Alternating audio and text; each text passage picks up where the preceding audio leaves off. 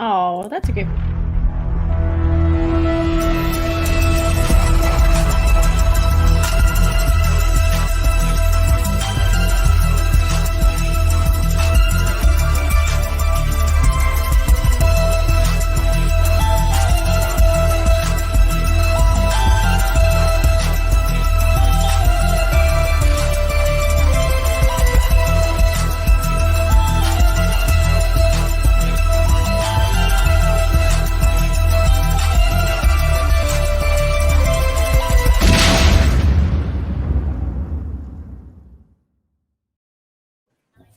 What is up, everybody? Welcome to Call to Action Live this Saturday night.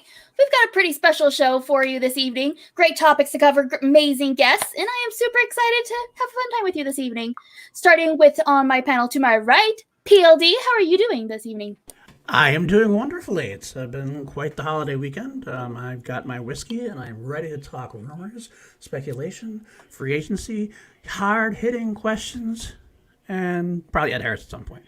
Oh, I'm sure. Lord. Yeah, I'm seeing this panel. I'm probably going to feel really bad. I don't have my whiskey handy, so I'm going to feel left out, but it's fine. And to his right, we have the gorgeous, the amazing Danielle. How are you, sweetie? Hello. What's up, everyone? Thank you so much for hanging out with us tonight. I'm super excited to talk some Schmodown. Man, I feel like I haven't talked Schmodown in quite some time. So this is going to be a great night. I'm excited.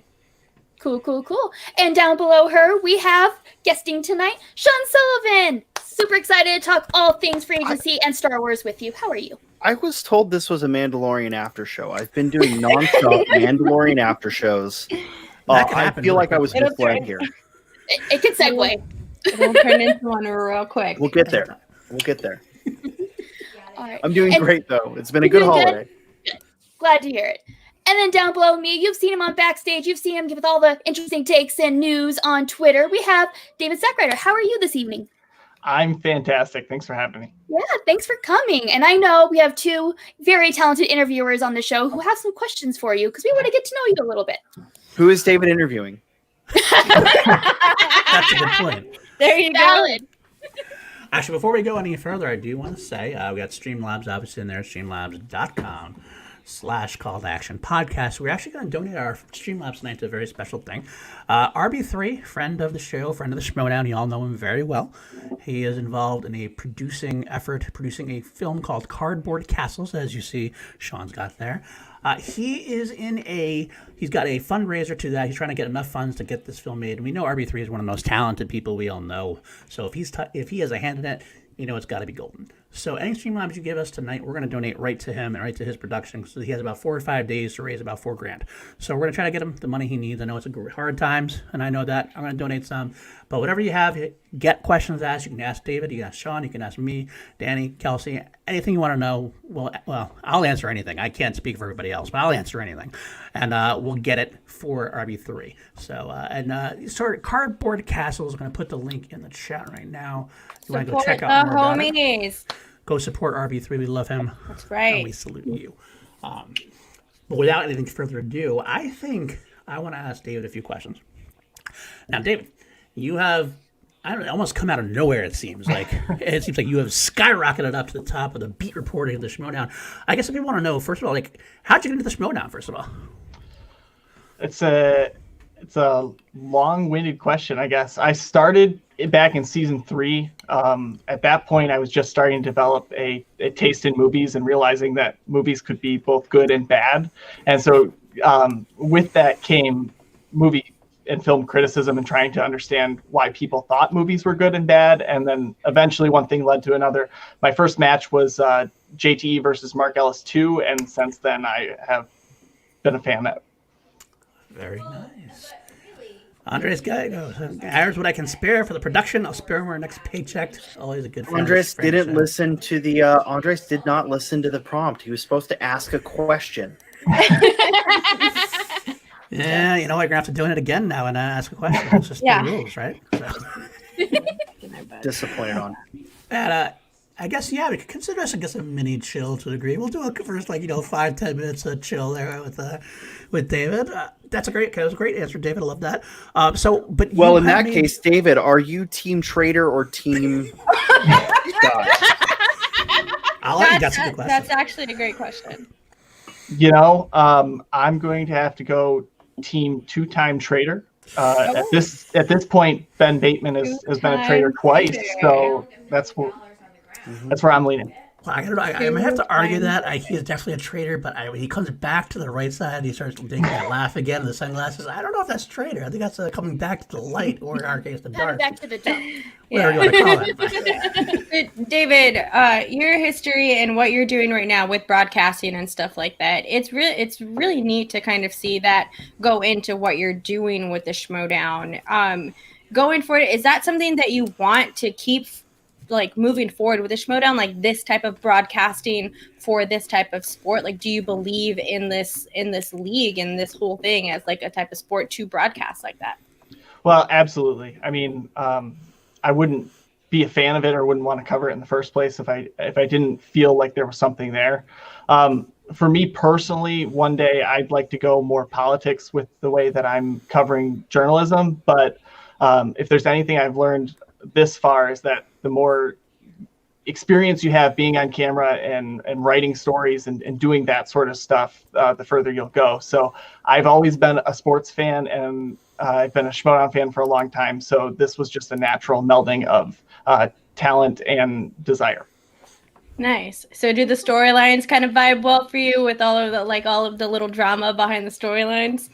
Yeah, I mean, honestly, I don't think I would be as interested if it weren't for the storylines. The storylines are what keep me coming back, more so than the trivia, because I'm just not good at trivia. It's really what it comes down to.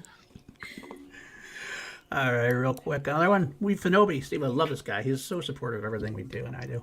The only question there is whether or not there's any actual DNA evidence of fatherhood of adherence to PLD. Oh, man. Why do you play into this, Steve? Well, I got to say, Steve, that I am adopted. You know, I've been searching for my family. I did think I found my father, but it's not confirmed yet. I'm still going to research that aspect because it would make every sense in the world.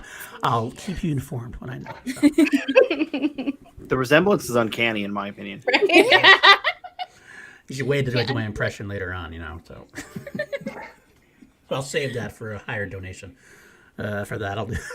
What is it? Donation for impressions? That's what we do on $20 and over. We will do impressions. You're working. Look, y'all are working on the wrong show. I'm sorry. Hello, everyone. Welcome back to Call to Action. That was my audition for SCN. We're here. Yeah. I had a Ryan. I don't know his last name. Ryan, who works on SCN now. Ryan Nielsen. Him playing Ryan Nielsen. Yeah, we had him playing Squadrons with Dwayne and I the other day, and he did not understand how unfiltered Dwayne and I when we stream. And so we're live on Twitch and whatever, and I made a joke similar to that, and he was like, "Oh, am I going to get in trouble for this?" I'm like, "No, you're not. You're fine." You're okay, Ryan. Hello, Ryan. Yeah, it's fine. It's fine. All right, David, you do. You actually have your podcast. Repeat the question. Everything else. You started it. When did you start the podcast? Actually, was it this year? Or was it earlier? Or was it last year? It was this year. I was sitting in quarantine, like quite a few people, and was like, I've got nothing to do right now. And especially with everything being shut up, I was doing a lot of reporting and anchoring at our TV news station on campus. But when that kind of went away, I was trying to keep myself productive while there was nothing going on in the world. And then I know you took a break for a little bit. Was it school? I believe it's school related, correct? Yeah. College came back in the fall and just kicked my butt. Is really what it came down to. Everything's weird with everything being online, and I was studying from home this year, so I wasn't going to classes at all, and that kind of just making that transition was difficult. But I'm on break now, which helps, but also I think I've got a better understanding of what I need to do with the digital stuff to be able to keep everything going. Well, we have like 10 hosts, and we can barely keep things going on half the time. Goodness. So I can imagine what's trying to do doing it completely by yourself at that point. But you've definitely made a step forward. You've definitely gotten your voice heard now. You've been probably the go-to beat reporter. Can you tell me how that developed for you?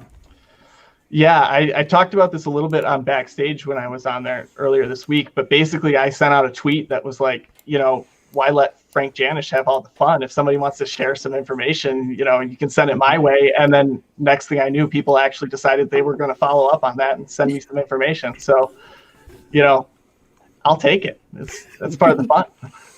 Oh, absolutely. Now, Well, especially with Frank's history. I mean, Frank has a Come big on. history. But now you've had now as a journalist, you talked about journalistic things. Like how do you tell whether someone's using you, whether they're giving you honest information? Do you care? What's your your own personal guidelines as far as what you report and what you don't report? Right now I'm just reporting rumors because that's all there is. Right. I'm unless I've got somebody that's willing to go on the record and say exactly where they're going to go, everything's up in the air. And I think that even if I did have that, somebody's going to change their mind before the free agency special anyway.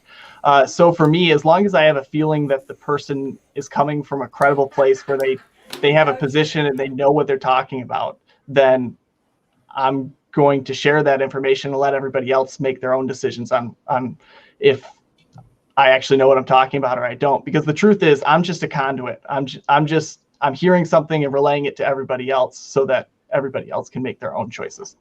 So is this the type of situation where like us as after show people have to be careful with the conversations that we have with you, David? Like, are we gonna have to start being like, yo, off the record?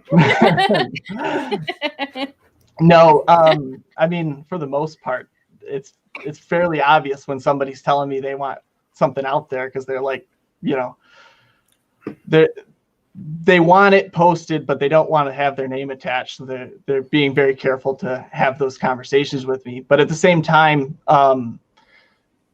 it's interesting because I think that I'm not sure I necessarily believe everything I'm hearing, but I don't feel like that's my prerogative to decide what's true and what's not, especially when I'm not speaking from a place of authority either. Have you thought of including any editorializing in those sort of releases as far as like, I mean, let's talk about the first big one that was released, the 4 factions that Bateman was shielding or fielding calls from. Did you think about editorializing that? I'm not supposed to be interviewing you. Wait, hold on. I forgot. I'm the funny guy. No, actually, it's a good question. Sean, take over. I've been trying to hire you to C2A Yeah, we've for been a trying while. to Sean. Yeah, Well, No, look, don't worry, Sean. here's the thing. I was going to join that other one, POV, but now there's a conflict of interest there. I can't. So, no, but legitimately, like, have you thought about editorializing it? I've realized from your articles that I read stuff about the Schmodown. But I've realized from your articles, a lot of the times you're very cut and dry and like, here's the facts. Here's what I'm hearing. It's your own peril. Have you thought of putting more opinion in that? Yeah, I think this is probably the like journalist in me not wanting to make sure there's still a fine line there. So I have thought about putting out my own articles of where I think people are going to go, but trying to keep that away from the rumor articles is important to me. And with sports is kind of unique in that sports and news and opinion go very hand in hand when it comes to sports. And so like even in the articles I'm posting right now, there's still some speculation in there because you can't just write a 1-sentence article that says this is what I've heard. You got to flesh it out a little bit. Makes sense. Now, I'm going to ask you, this is a tough question. Obviously, I'm not asking you what, but do you have have you heard stuff that you haven't reported on? Are you keeping close to the vest so far? I have heard stuff that I'm keeping close to the vest, and most of that comes from, people wanting to tell me stuff off the record. Or, I've gotten some stuff sometimes where people are like, I want this out there, but I don't want this out there right now. So, that's just part of the gig. I try to get information out there when I can get the information out there, but you don't build those sorts of relationships if you just give everybody everything. We know that. Smart. Brandon Buckingham, $5. Thank you, Brandon. Thank you, RB3. We'll thank you later on as well. So we have Janish and Sackrider. So who's Kuiper Jr. and who's McShay? #sportsball. Kelsey, you should answer that question. Oh, as the resident expert sports ball person here, I have so many opinions on this. I don't know who those people are.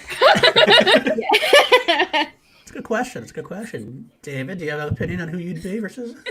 I mean, I think I would rather be Kuiper Jr., but I don't necessarily have that strong of an opinion. Fair enough. Jillian says, Sean, you have an open invite, damn it, but I don't believe her. Don't believe her. You gotta come on. Yeah. Look, Jake Berlin was very adamant. I'm not allowed on the show, especially after the whole dog incidents. I did hear that myself too. It's behind the scenes. It is what I heard. So. Can't. Just can't. That's Jake coming in for the clutch. Shout out to Jake, everybody. Oh wow, look at that. I like that. Look at that. So professional. Oh, good. It is, isn't it? Well, you know what? Let's get right into some of the things you've reported recently, because some of it definitely has been interesting. Obviously, I think the biggest rumors have all seemed to revolve around Bateman, because quite honestly, I mean, let's face it, he's one of the top players in the league. He had the publicly divorcing from Gucci. He can go anywhere he wants to go, I feel like, almost in a way. But you've had a lot of reportings. You've said you had the 4, and you even said that he's open to making an exchange return. Out of nowhere. That is the most interesting one I've heard. What are your thoughts on that? The exchange was on that initial list of 4, which I think even when the rundown covered my first initial article there, they were like, and I was saying it too, I don't think that the exchange has any real shot at being where he ends up. And now I'm kind of hearing that there's potential he does go back to the exchange. I don't know. There is sort of that bad guy element to the exchange after the spectacular. So maybe that plays into why he might want to head back there. But I know if it were me personally making the decision, why go back? Especially somebody like Bateman, who I feel like will excel no matter who's in his corner as far as management is wise. I agree. That's what Jillian says. And I know Jillian, I would say, reading the tea leaves of you were, I believe I can actually say that I think there was a conversation at some point, probably. Now, let's just say, what does that speak on? Sometimes you have to read the tea leaves, whatever. Bateman's been very vocal about things. Obviously, Gucci also kicked Merle to the proverbial corner, so to speak, as well. Where is this information seen most likely to be coming from? Who gains out of Bateman returning to the exchange at this point?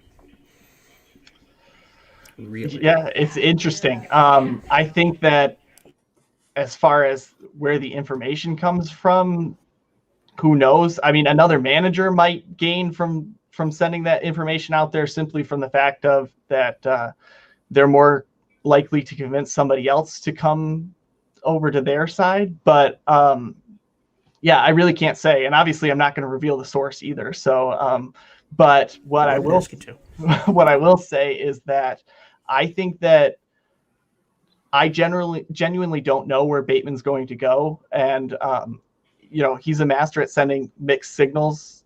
And so if he went back to the exchange, would I believe it? I don't know. But at the same time, I'm not sure that I would be completely caught off guard. Real quick, you got to go for a few more super chats. Maxwell Haddad. Hashtag draft Maxwell. I hope he gets in there because this guy knows everything. Yes. Now, at least Maxwell did ask a question. That was in the form of a question. There was a question mark. Thank you, Sean. And thank you, Maxwell, also for donating. It's going to go to RB3, like we said earlier, to RB3's project, Cardboard Castles. Jake Berlin, it was Sean's fault. Look, I didn't start whistling, Jake. You decided that you wanted to get Hilo's attention. I just helped you. That's all.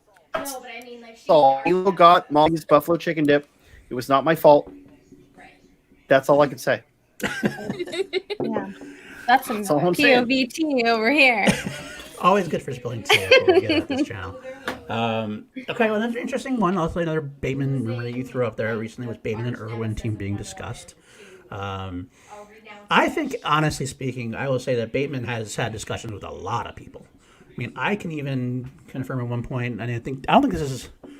I can't say this is a rumor. Necessarily, a conversation was had is not much of a spoiler. And Bateman even talked to Merle at one point. Obviously, to me, Bateman after Merle's leaving, that was the first thing that came to my mind. So, I mean, I think Bateman has a lot of different options, and it's going to come down to what suits him best. But let's face it, you're 4 when he kicked out 4 people immediately. That made sense to me. I think it's down to about 2 or 3 at this point, and I think the decision's going to come sooner rather than later. But What are your speculations? Kelsey, I'm kind of curious about you. What do you think? Where do you think he's going to go? I honestly am unsure, to be perfectly honest. I think for storyline reasons, it would be really kind of a letdown for him to immediately go back to Finstock Exchange, unless there's some sort of thing where Gucci loses control of the Finstock Exchange and Ben kind of takes over control. Other than that, I don't see that working. But pretty much what's been said is that Ben, I don't feel like a manager makes that much of a difference of his gameplay. I really don't. I feel like he's pretty self-sufficient in that way. So really just, I think whoever he feels like he vibes with. So I honestly don't know, but he'll do well wherever he goes. So I'll be happy. Danie, what do you think? Yeah, so I might have a hot take on this sort of act right here. I agree with what everyone is saying. I believe that Bateman is definitely a type of player that will do well no matter what faction that he goes into, and can possibly work well with any of the managers that we have coming in there. But I think one of the most interesting picks, and I think actually a pick that would work well for... now that I'm saying it out loud, it's kind of running through my head, and now all of a sudden I'm questioning where I was going to go with this. So this is what happens whenever we do stuff live. So my pick with that, my hot take for that was going to be going over to the Stars. But that's, as I'm saying it now, I'm thinking Ben Bateman is the type of player that definitely needs to be the star of his own team, and Roxy Stryer already has people on her faction that are already the stars of it, and that she absolutely would not put Ben ahead of over there. I think it would be interesting to see Ben and Roxy work with each other because of storyline reasons. That's really the only reason why. But now talking it out, I can see where I'm absolutely wrong on that. And I think Ben Bateman is definitely the type of player that needs to be the number one player. I think that was the biggest problem with what was going on in the exchange. Bunch of top dogs inside of that faction, and Ben Bateman needs to be the top of his faction. He feels very proud of his game plan. We've all heard him talk over and over about the 60-day plan. So I think he feels very proud of his study routine, and I think he wants to be able to develop a team underneath that sort of thing. So I think what a lot of people are saying, that the Den is a place that he could possibly go. I kind of agree. I think it would be interesting to see him work with a manager like Kate. I do think that he would want someone who has more knowledge about the game. I think that he would need someone to be able to go back and forth with over things, just to challenge himself in his own side in sort of way. So maybe even someone like Kaiser would be a good thing. I don't know if Sam would be a good pick for him. Coy, I think it would be interesting to see Coy, but again, I think Ben needs to be the leader of his faction. I'm going to stop talking now. I mean, I think the big question with Ben is he has to be lined up with a partner. So that kind of rules out someone like the Stars that has a duo team. Right. And when you look at the draft spots and you look at all that, you have to find a team that both doesn't have that many people that they're going to be keeping from next season. They have to have at least 2 open spots so they can lock up 2 players, or they have to have a really high draft spot. But realistically, Ben should be, with Ben's skill level and Ben's knowledge of the game, he should be wrapped up in the signing, and whoever his partner is should also be signed. He shouldn't be stuck with someone who comes in the draft. And especially considering Bateman is a 3-division player next year. He's doing team singles in Star Wars. Granted, he's going to have a loss on his record for that. Only 60 days between now and then, right? Yeah, 60 days. So mark your calendars. Apparently, what is that? February 26th, Ben Bateman versus me. Oh, it's going to be beautiful and wonderful. I'm gonna watch 2 months of Star Trek, and I'll still beat him. I don't doubt that. The discourse inside of the chat whenever all of that was going on was so funny. It was so good. And I like Ben. I like Ben as a player. I like Ben as a person. Yeah. There is no way that 60 days will get him prepared to perform in that league. Even against someone like Adam Witt, who we're going to talk a lot about Star Wars later, I'm sure. But Adam Witt is someone who goes from no one knows he knows Star Wars to losing 2 matches in the Star Wars division, but showing that he's got the knowledge, right? So the question is, even someone like Adam Witt, who's a lower tier Star Wars player, or someone like Josh Quevedo, No, I take that back. Ben Bateman would smoke Josh Cueto. Anyways, what were we talking about? Oh, wow, it's a little bit of a hot take there. Well, we were talking about. I'll give Ben credit where credit's due. Okay, fair enough. Before I get your take, David, I want to throw out there, got a super chat from JJ Monahan. Thank you. And RB3 will thank you later for supporting Cardboard Castles. Okay, I think Bateman and Lon on the Den would be perfect. I honestly think that's a perfect pairing of strategy and deep knowledge for a team that might be the centerpiece Kate's new dungeon needs. I guess that means new den needs. But that's an interesting take. No, you know what? I will give you the new scoop. You heard it here first. Rumors tell me Kate is switching to dungeon theme next year. There will be Dungeon 1 and Dungeon 2. Is it the dungeon? Designed backdrop.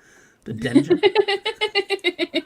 The dungeon. Anyway, that was bad. That was really bad. That was really bad. I'm going to go with that right now. But David, you might want to post that right now. It's a pretty hot take. What do you think? Where do you think the Bateman should go? Where he probably might end up? Yeah, it's interesting. I think that it's weird because he offers the benefit to the faction as a coach, especially because of his strategy knowledge. But what comes with that statement is this idea that he's got to be the top dog on the faction, because if he isn't, he's not going to want to share that information with anybody else. He's not going to want to share tactics or anything like that with somebody who's going to end up playing against him. And so it's tough because he wants to have a top tier partner, but at the same time, he's probably not going to want to share as much information with that top tier partner, and that could be difficult. As far as best fit is concerned, I've been thinking he's going to end up on the dungeon personally, but that's just me taking a look at the field and taking a guess. I think that he's a question mark and that he can go anywhere, and I'd be like, sure, that makes sense. Oh, you're not wrong. Again. I just realized I pressed the button. It didn't actually depress. So it is. Anyway, forget it. We're here. I think you make a great point. I do wonder. I kind of think there's a war going on in Ben's head. Everybody says he needs to be the number one dog, but at the same time, he wants a good teammate. He wants a solid super teammate. So if he can get somebody like a Merle or somebody like that's potentially better than him, but it will make a super team, I think he considers it. I do think he wants to be top dog. I do. But I think in the right situation, you could see him say, you know what, I'll sacrifice that to go for the team, because either way, I'm good enough to be at least as good as anybody else. Except maybe a Merle. Maybe that's in his head. But if you look down the factions, I think we can eliminate them right off the bat. I think it's down to 2 or 3 easily, because we got a couple of things down. Obviously, it's not in corruption. That's already done. I'm pretty sure the Stars are going to stay where they are at this point, because you got the Odd Couple, and I think she's keeping Damon. I think that's pretty much almost all but guaranteed. Yeah. You got Shazam on Koya's team. You got Shazam already. He does have that third spot open. I know David mentioned that Mara was initially considered to be the initial third. That was because she has a match coming up right away. It made sense. But he made a talk that she has been talking to others, and I've heard the same rumors that she has made conversations, because she has a lot of friends in the league, and she would love working with anything. So I don't think working with Koi is a definitive thing she needs to happen. So there's a third spot there. So that's a potential possibility, but I don't see it working with Bibbs. Ben and Bibbs together, I don't think would be a great faction, chemistry, so to speak. I think there's no chance in hell he goes back to the Exchange. I think that's he doesn't want to work with. First of all, he already called Gucci a moron several times, and you think he's going to team up with Roka? Really? Yeah, Shaq and Kobe worked together and got titles, but they disintegrated really quickly. I don't think Bateman wants to get involved in that. I think that was the Barbarian. Well, then you could have the Barbarian in it, but Bateman, if the Exchange goes with Roka and keeps the Barbarian and then try to sign Bateman, you think Roka is going to accept being a number 2 team? No, I don't. But I don't think that Tom cares. I think Tom cares more than you think he would. The founding fathers were in the team. Oh, I don't think. I think if Tom thinks he could solidify, now I don't think it's likely, right? But let's say if I were in Tom's spot, right, and I could solidify Bateman and the Barbarian, I would prefer that over Roka and the Barbarian. 100%. Just 100%. The strategy that's there. Like Roka has the pedigree but Bateman's got that strategy. I think it's hard to say that Bateman is one of these new up-and-coming players at this point, because Bateman's been around for a few seasons. Bateman really knows what the F he's doing. We can curse on here, right? Yeah. Oh, yeah. We can fucking curse on it. Bateman knows you're old what enough for the fuck cursing, he's doing. Yeah. You're all okay. Shut Yeah, he can go to an R-rated movie now. Bateman knows what the fuck he's doing, and I think the problem is, I think when we talk about Bateman and Dan, again, something I don't see happening. It seems unlikely. It seems far-fetched, right? But if you look at Bateman and Dan, and we're talking about Bateman being that power player, Bateman is still strategically the power player. Mm-hmm. Dan's got the raw knowledge, but Bateman still knows the game, I think, better than almost any player currently in the league. Mm-hmm. I would put one or two players above him as far as play knowledge, and one of them's on the IR this year, and the other one, I mean, maybe Rachel Cushing knows quite a bit about strategy, but not as heavy on the studying as Bateman's moneyballing all this. Look, I don't know. What am I getting? What did I say that needs to be edited out? Shit. You said okay, good. It's all right. I thought I slipped something. I'm worried about slipping something I shouldn't. So I have an off the wall, just out of nowhere pick, for Ben Bateman as a teammate. Just I don't know, out of nowhere, Andrew Guy might be, quite possibly a good teammate.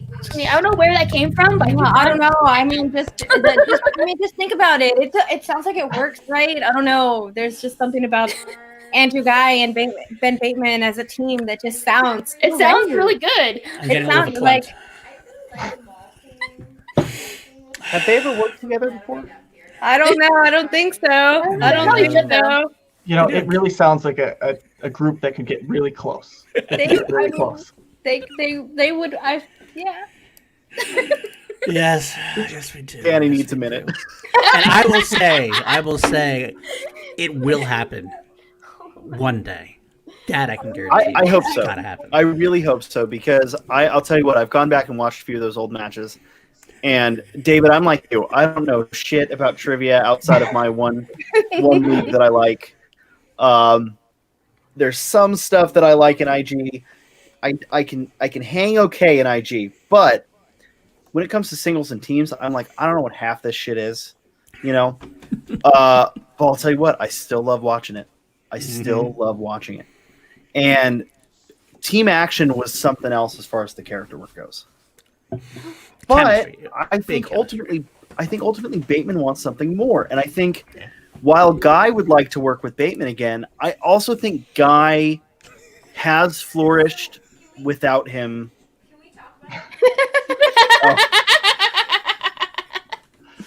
Yeah, that SEN contract. Look, I'm not under contract, or am I? I'm not sure. I signed something. But yeah, I think where Bateman goes is probably one of the most interesting conversations. But it's strange that it overshadows where Dan Murrell goes. I agree. It does. Because Dan Murrell has held the belt more times. He has way more of a pedigree. He has shown time and time again that he is, if not the greatest player of all time, at least in the top 3 greatest players of all time. So where does Dan Murrell? That's our next point. I think that's when I'll quickly end my Bateman point that I was making. Just my prediction. That's all right. No, so we're going to go there because honestly, that's one of the things I was talking about. Because I think honestly comes down to there's an outside chance of Quirky Mercs. I doubt it though. There's an outside chance of Swag. I do think there's an outside chance of Swag because I think Winston's making moves. I don't know what they are necessarily yet. I don't think any of them are locked in. I've heard rumors myself about Chandra not being locked in, surprisingly. They're making it all out like Chandra's there, but I don't know for sure. Final Exam has been teased to... People like them, but they're kind of like the ones I would not be shocked if they get split up, and I would not be surprised to see Oyama and Bateman together at some point. I know Bateman loves Oyama, loves talking to Oyama, loves strategizing with Oyama. So that's something I think could definitively happen. My prediction, though, is that it's either going to be on Usual Suspects or the Dungeon. I can't believe that Bateman and Oyama was a team pairing that I never thought. Oh yeah. That I never knew that I needed. That might actually be the team that I'm going to be rooting for. I think that they would work very well with each other. There is absolutely a lot of ground that Oyama covers that Bateman does not have, and I think vice versa. And I think that they would work well together, especially because of everything that Paul is saying, because I've seen them have these conversations with each other. Oh my god! Like, if you want to talk about nerdgasm talking, Yeah, it's insane. listen to them. So that's that's the team that I never knew that I needed, and I'm very upset, Paul, that you put that idea inside of my head. And there. Blame PLD. Yeah, hashtag blame PLD once again. Okay, I'm sorry, Paul, but that just It is. I had to say that because I want that to happen now. It could, because like I said, that swag is. I don't think swag is as locked down as people think it is. I don't think. Now, if it comes out at the end and final exam and Chandru are the ones that he keeps and that's it, end of story. Do you think that Ben could work well with Winston, though? I guess, like, let's put in the idea that Paul is staying with swag. Do you all agree that Ben would work well with Winston? Yeah, I think 100% he works well with Winston. Winston is good for the morale. Ben's good in the strategy. I think they both want to win, and Winston would take any heat off of. I think Winston would be great at taking the heat off of Bateman when Bateman sticks his foot in his mouth, which he does on occasion. Which we know.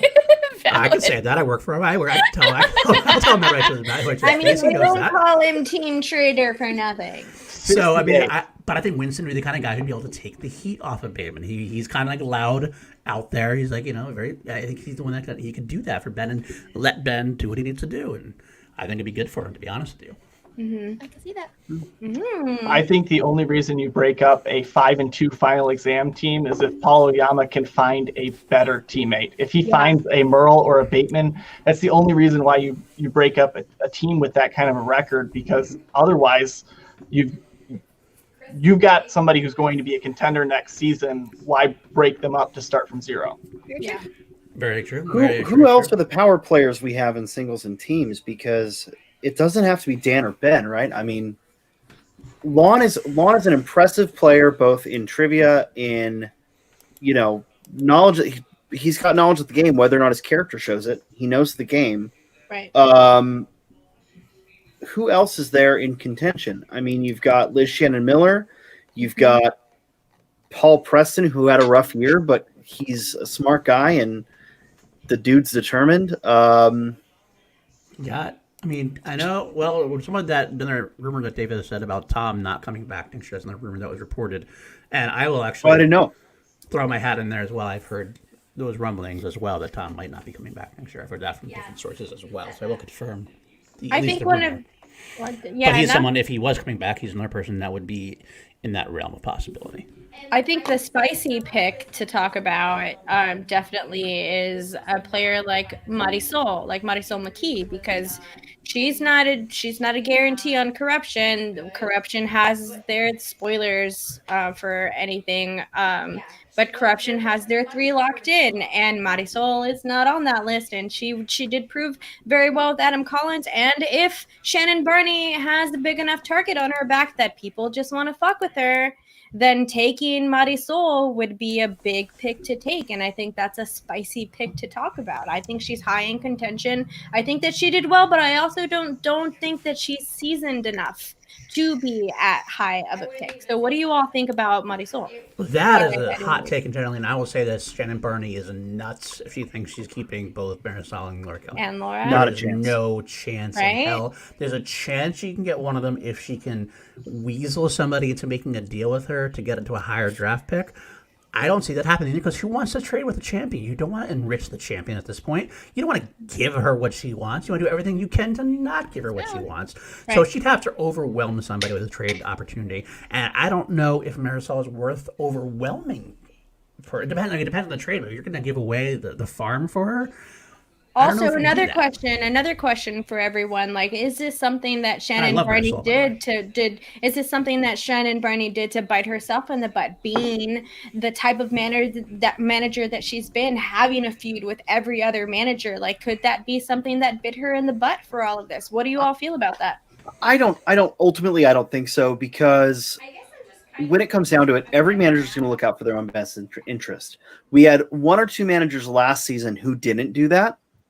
Guess what? They're not managing this season.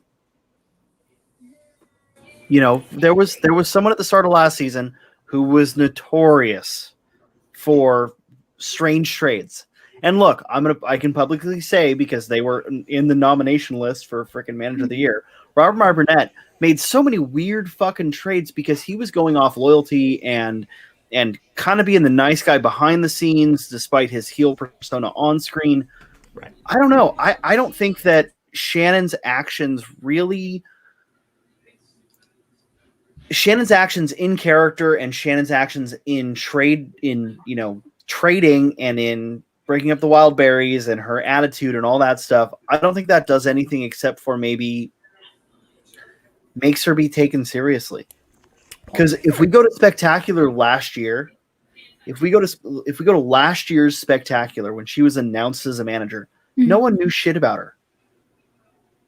But guess what? By the time the draft was over, everyone looked at Shannon and went, holy shit. So Shannon went from being nobody. Shannon went from, I knew I had met Shannon prior to this, but Shannon went from being Mike's girlfriend that had shown up in one or two cutscenes or walked him out, whatever, to being the number one manager, at least by scoreboard, of the season. And a lot of that is because she was cutthroat. Do I think that affects anyone in trades? No, but I think everyone needs to look out for their best interests. And I don't think anyone trade swapping for Marisol or Laura is really worth it. Now, I have a better question. Is Marisol overhyped? I like Marisol as a person. I love Marisol as a person. I've gotten to meet her a few times. Does she merit the amount of attention that's being put on her? Well, let me throw something out there first, real quick, and then we will get into that. 'Cause I like where you're going with it. I was going to actually talk about that next. Is this also a stroke of genius by Shannon? Shannon throws it out there. You take them. I'm going to fucking kick your ass. Yada yada yada. If she's not going for Marisol or Laura Kelly, does anyone have any idea what her plans are? What she's doing? Because I have not heard one speculation of what she's going to do. If she doesn't get that, is this a big smokescreen in order for her to say to keep her plans secret? Everybody thinks I'm going this way, I'm going this way, and not let anybody know. I think that's exactly what she's doing. Not only that, but she got to lock in her 3 players, so we're not talking about her in free agency. We really have no idea what she's going to do in the draft. I think keeping the conversation on Marisol McKee and Laura Kelly could be a way to keep everybody off the scent of anything else that she plans to do in the offseason. In fact, this actually leads into Sean's question: is Marisol overhyped? Now, I will say, I don't think she is. I'm just bringing up the conversation point. There's a lot of players that have had similar records and similar, play style as Marisol. I think it's a good conversation to have because we have mostly seen her in teams where she's done well with a partner who has a belt at the end of the season, and we haven't necessarily seen her in way too many matches. So I think that's a very valid conversation to have. I think we've all, as seasoned fans of the Schmodown, have seen what an overhype can do. I mean, Robert Parker, my dude, I love you very much, and you know that I do, but it was a big overhype for a player like Robert Parker coming in and then not going as far as he could have gone inside of a tournament. So does that hype kind of cloud something? I think it's a very valid conversation to have, and something that I think some managers might be thinking about when it comes to Marisol and when it comes to what Paul was saying about the strategy. What is Shannon going to do if what's her plan? What's her goal for all of that stuff? So I think that's a very valid conversation. All right, let me throw it out there first. Real quick. We do have a Streamlab I want to throw out there. It's okay. PC, love you, PC. Donating. Again, all Streamlabs are going to go towards RB3 production of Cardboard Castles. We love RB3 here. We're going to get him that money he needs to make his film. Film he's producing, rather. She donates and says, listen, it'll be great to have Team Action back together again, but only if they go to the den, LOL, or else I got to keep doing them. PC's loyal. I get it. But going back to the Marisol thing, what I wanted to say is, it's another interesting part of this conversation is not what Kelsey, Danie, Sean, David, or I think of Marisol's overhyped. It's the rest of the league. Because if you think a player is overhyped, let me backtrack a little bit. Marisol's being hyped as this big, probably the number one draft pick at this point. Like the one who's probably gonna make it all. She might make it all the way to the draft, and she'd be number 1 or 2 if she's not locked up. If she's not locked up, and that's the talk. That's the talk. Now if people think she is worth that hype, they're gonna do that. If you think she's not worth that hype, is it worth it for you to push that hype still anyway? Make somebody else take her so you don't. Leaving your true target off the side ready to be snatched up after somebody picks up on Marisol. So somebody who has a number 1 draft pick, do they want Marisol? Do they want to push the hype so they can trade the draft pick to get somebody else can get Marisol? Either way, pushing Marisol's hype on either side is good for Marisol, and it's good for those who don't want Marisol as well. It's an interesting tactic to take. Who's drafting 1, 2, 3? Right now, I believe it's the suspects. And the dungeon is number 1, I believe. Mm-hmm. Okay. And the suspects are number 2, I believe. I have to look it up exactly real quick.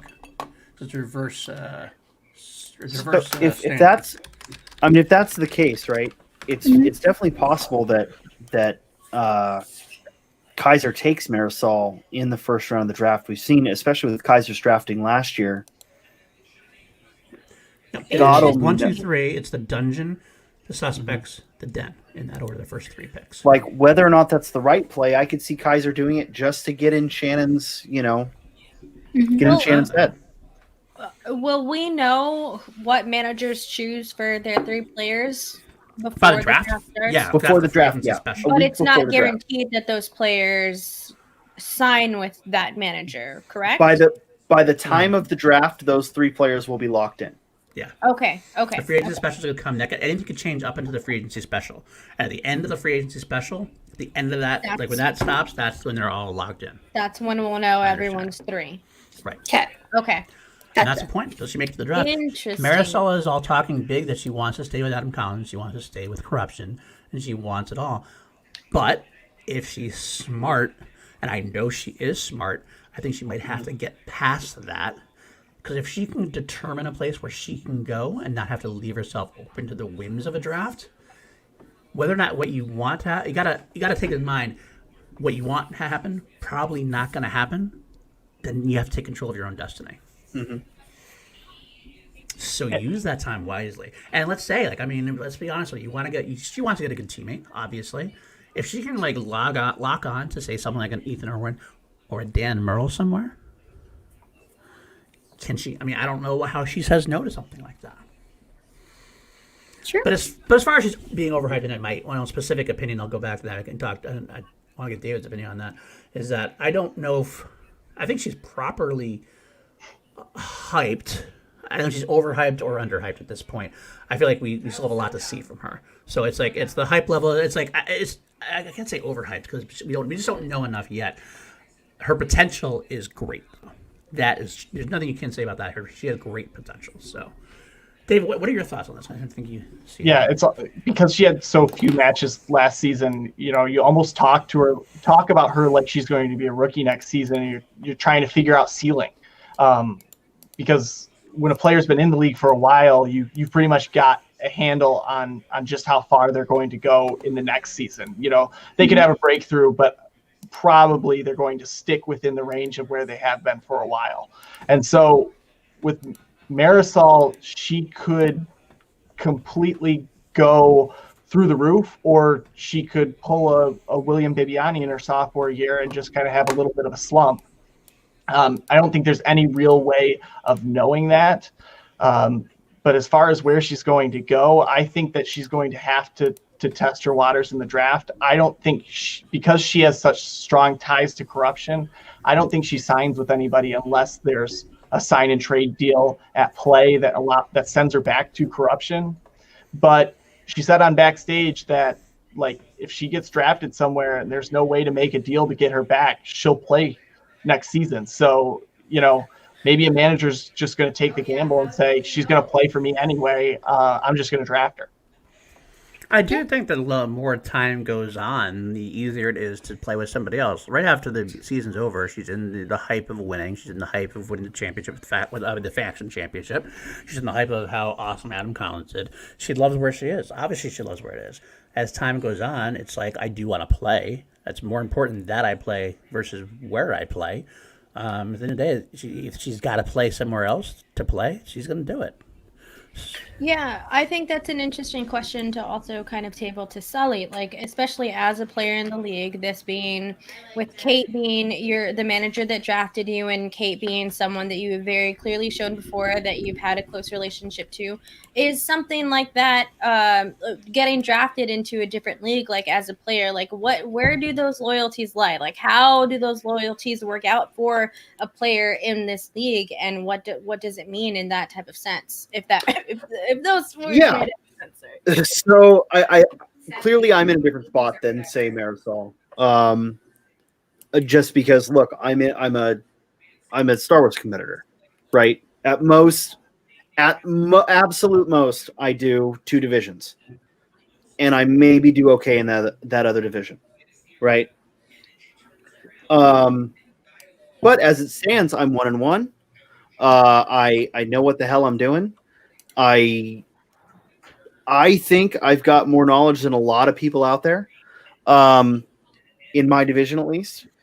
But I'm Star Wars, so my loyalties lie. Whoever wants me, whoever wants to fucking take me, I'm here, right? I've had a couple conversations about next season. I know where I would like to go. I know where I would be comfortable going, but ultimately, wherever I go, I just want to get more matches, right?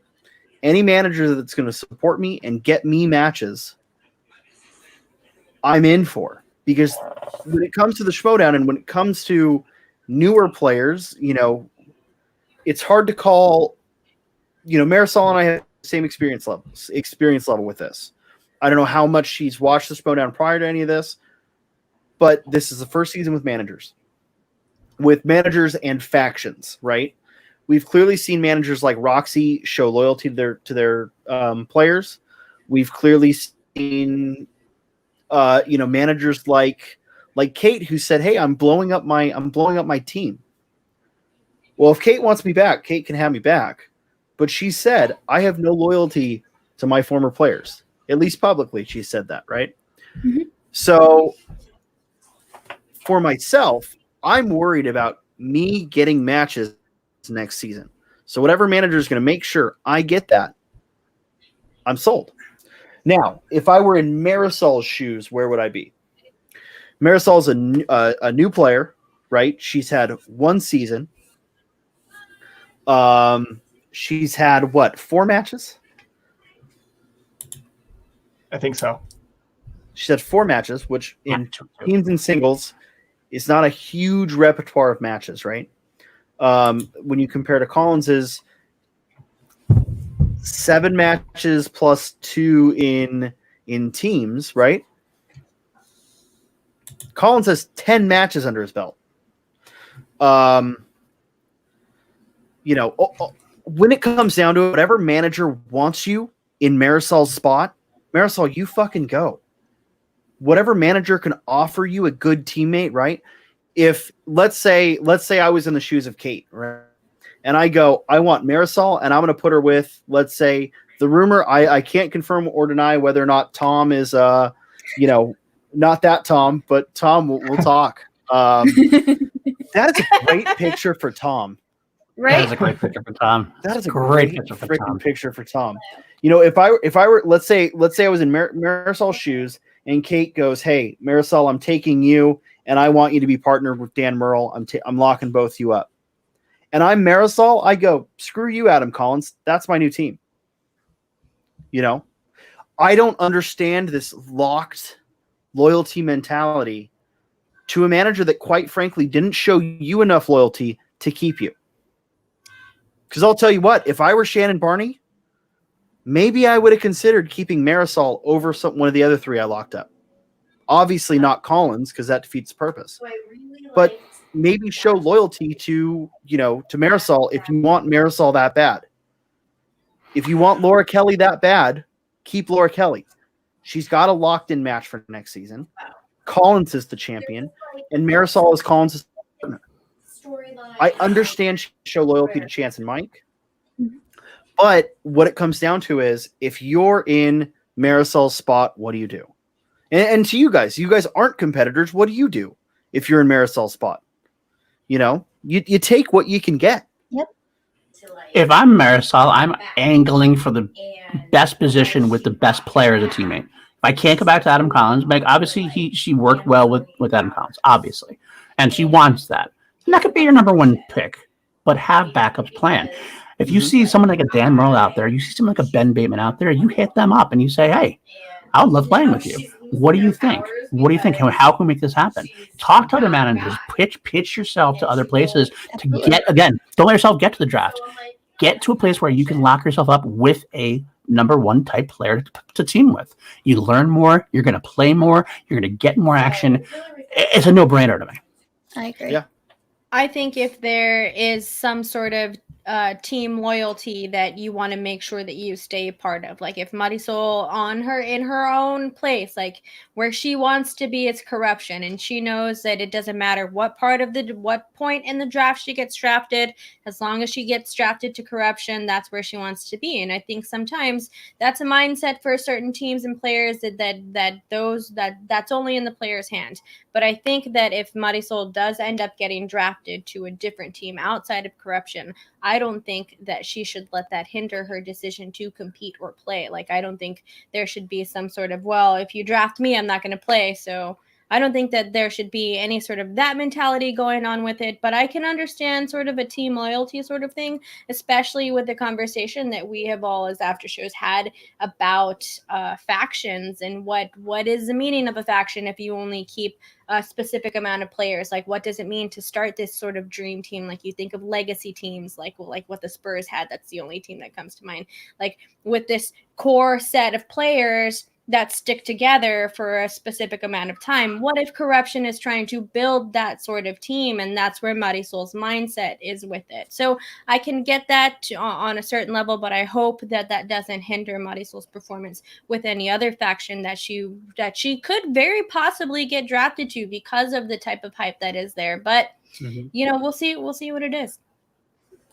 And I think it comes back to the conversation of what does a player deem more important? Is it going to be winning that faction championship, or is it going to be winning a belt for themselves? Right. Because if you view this as an individual sport, well, then by all means, you're more focused on your game and what's best for your game. But if you're focused on your team and the loyalty and the camaraderie that comes with that, look, I've been a Detroit Lions fan my whole life, and look, you can say you're sorry. I've heard it before. But, I wasn't going to say it. Matthew Stafford has been the quarterback of the Lions as long as I can remember, and he's definitely good enough to have gone to a different team, but through loyalty and for whatever other reason, he has stayed with the Lions. So there is something to be said about loyalty when you're talking about it on a team level. And I also think that changes. I also think that changes if you're. I know what I said about maybe Shannon should have kept Marisol, but look, if you're in Mike Kalinowski's spot, and your significant other is your faction manager, I see someone in the chat, actually Jill in chat, saying belt over faction. But if you're in Mike Kalinowski's spot, I don't know that I feel that way. If you're in Mike Kalinowski's spot, I probably feel faction over belt, especially when the faction is called corruption. You were the guy that started corruption. I think that it's probably different player to player, right? Faction over belt is really what it comes down to. For me, it's not faction over belt. It's how much of a fucking mark can I make? I want that fucking Star Wars belt. I told Alex that yesterday. I told Alex I'm coming for it. But what it comes down to is how many points can I get this season? I think it's interesting that for me, that doesn't say I'm trying to make sure my faction wins. It's how many points can I get personally this season? And I think that's a big thing too, that we've got another metric to track this year. And I haven't heard anyone talk about it from a player standpoint, right? I've heard the after shows and the people talking about it talk about it. But at the end of the day, if I get the most points in the Star Wars League, that's an accomplishment on its own. Ace Cabrera last year got the most points, blew the rest of the league out of the water. Someone like Someone like Collins, I haven't done the math, but I'm betting Collins has the highest point total of singles, right? I'm sure he does. I don't know if That's the a huge story accomplishment. and the horror free You know. for all. Yeah. So real quick, we did have a chat I want to throw in there real quick. Are you saying Kate didn't do it for you? The betrayal, LOL. I love Kate as a mother. Kate kept whiskey for me in her fanny pack, and I learned a lot with Kate. I'm sold. What it comes down to is Kate will always be my first manager. You always remember your first. But is she the one? I don't know. We'll have to see. Come February, we'll know, right? I mean, by the end of January, I'll know if Kate's the one or not. And look, that's the other thing too, right? I think that going into next season, that's where the loyalties I think count more. If Tom Dagnino's over there in the chat. Hey Tom, let's talk soon. Tom Dagnino's over there in the chat. Tom's keeping Barbarian this season. I don't know what you're talking about, Jill. Tom Dagnino is keeping Barbarian this season. Barbarian was a first season player this year. And Tom is showing faith to keep him. So when we go into 2022, maybe Tom and Barbarian have some loyalty there. But when we're the first year rolling over from factions, I don't think any of it matters. Now, Corona, again, being a loophole there because they were a faction before. Same with the Stars. But I don't know. I don't see a lot of loyalty this season from anyone. Agree. I agree and I disagree to a specific point because I do think that there are certain people. Love you, PC. Oh, girl, love you so much. Woo! Can I get everyone has a great new year. Thank you, PC, again, and RB3. Thank you as well. I agree and I disagree to a certain point because yes, I think that this is the whole faction thing is somewhat new to the league. There have been factions throughout the league that we've seen throughout the most of the Schmodown, probably starting in season 3 and stuff like that, especially with the Lion's Den, different sorts of factions and stuff like that. But now with managers and the way that we've been doing it with this past season and going into next season, so yes, I agree. I think there are definitely still some people that could be finding their way into it, but I do think that there are people like Jeff Snyder and Mark Andraco that are definitely pretty much going to be sticking with Roxy Stryer, and people that are going to like it, God bless Kevin Smets and all of that stuff. If Kevin Smets was still playing, he would definitely still want to be playing with Kaiser. So I think that there are those loyalties that are definitely there. But I also agree. I think that's what's so great about going into this next season and what the league has done. Just to be fucking sappy about the Schmodown for a second, like what this whole game has turned into, because now we get to see that development of those things. Like we get to see Sean Sullivan figure out where he is going to fit best. And then if next season he doesn't get paired up with Kate, he gets paired up with whatever manager. And then we get to see that sort of loyalty go in from season to season. I think that's what's so much fun about the point in time of Schmodown that we're in, because now we have these factions going and now we get to see where these loyalties actually lie and what's going to turn this league into a bigger and better and more developed sort of team league, because then we all get to have those jerseys, we all get to have fucking swag, exchange jerseys, whatever you want to do. So that I think it's very fun, Sean, saying what you say, especially coming from a player standpoint. So David, I think just from someone, just because for me, your name is new inside of this whole thing. So I feel like I haven't seen you too much. So just for your opinion, how do you feel about the development of this league and going into what it's going into with this second season, or not second season, but this next season of management and these teams and these factions? Words. I think the biggest thing is we wouldn't have as much to talk about in the off season usually. Like now there's something to write about. There's always something happening to think about or talk about. If you go back before the factions, it was like, okay, the season's over. We can talk about storylines a little bit, but we've got to wait for the next match before things start really happening again. Now it feels like a true sports off season when you're talking about where pieces are going to move and where where players are going to end up, how teams are going to end up, and because of that, it's more interesting and it keeps the sport in people's minds longer, which is always good. Mm-hmm. Yeah. I'll say, just in case we didn't know what Bobby was saying earlier, that was susceptible to being drafted by a loser manager. I think So that's much sense. very true. Who are the? I'm curious, Bobby's opinion. Who are the most losery managers in the league? I If would you're in like there, to hear Bobby. I mean, and to your point, David. I mean, I was a rookie last season. I've been around a lot. I've been, not behind the scenes, but I've been in the studio for a little while. I have friends on the show, and that's how I got roped into this. But I got lucky, and I met these people, these wonderful, wonderful people, at Spectacular last year. So when I found out I was in the draft, who did I go to? I went to talk to them about the offseason. And sure enough, they did show after show on the offseason. Now, this year we've had an explosion of podcasts now suddenly they have something to talk about. I can't imagine with all of the, I'm sure people have opinions on which podcast is better. I love all of them equally. My girlfriend happens to be on one of them. Sean, what are you trying to do right now? I may be biased. Danny, show the slice, Danny. Show the slice, Danny. Cut my mic. Jill, give me my slice.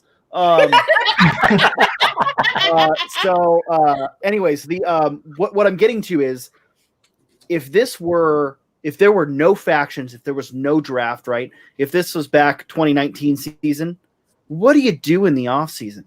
You get to have a bunch of players on, talk about, oh, I'm studying, or oh, I'm this, that. Like, who? You don't need to hear us say we're studying.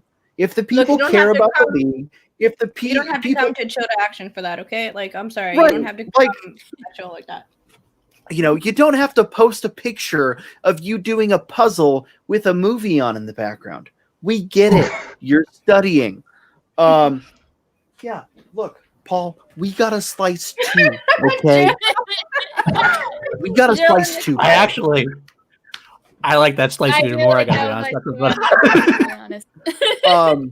No, so ultimately, I think what Christian has done with the factions and with the management has really pushed us to this sport angle.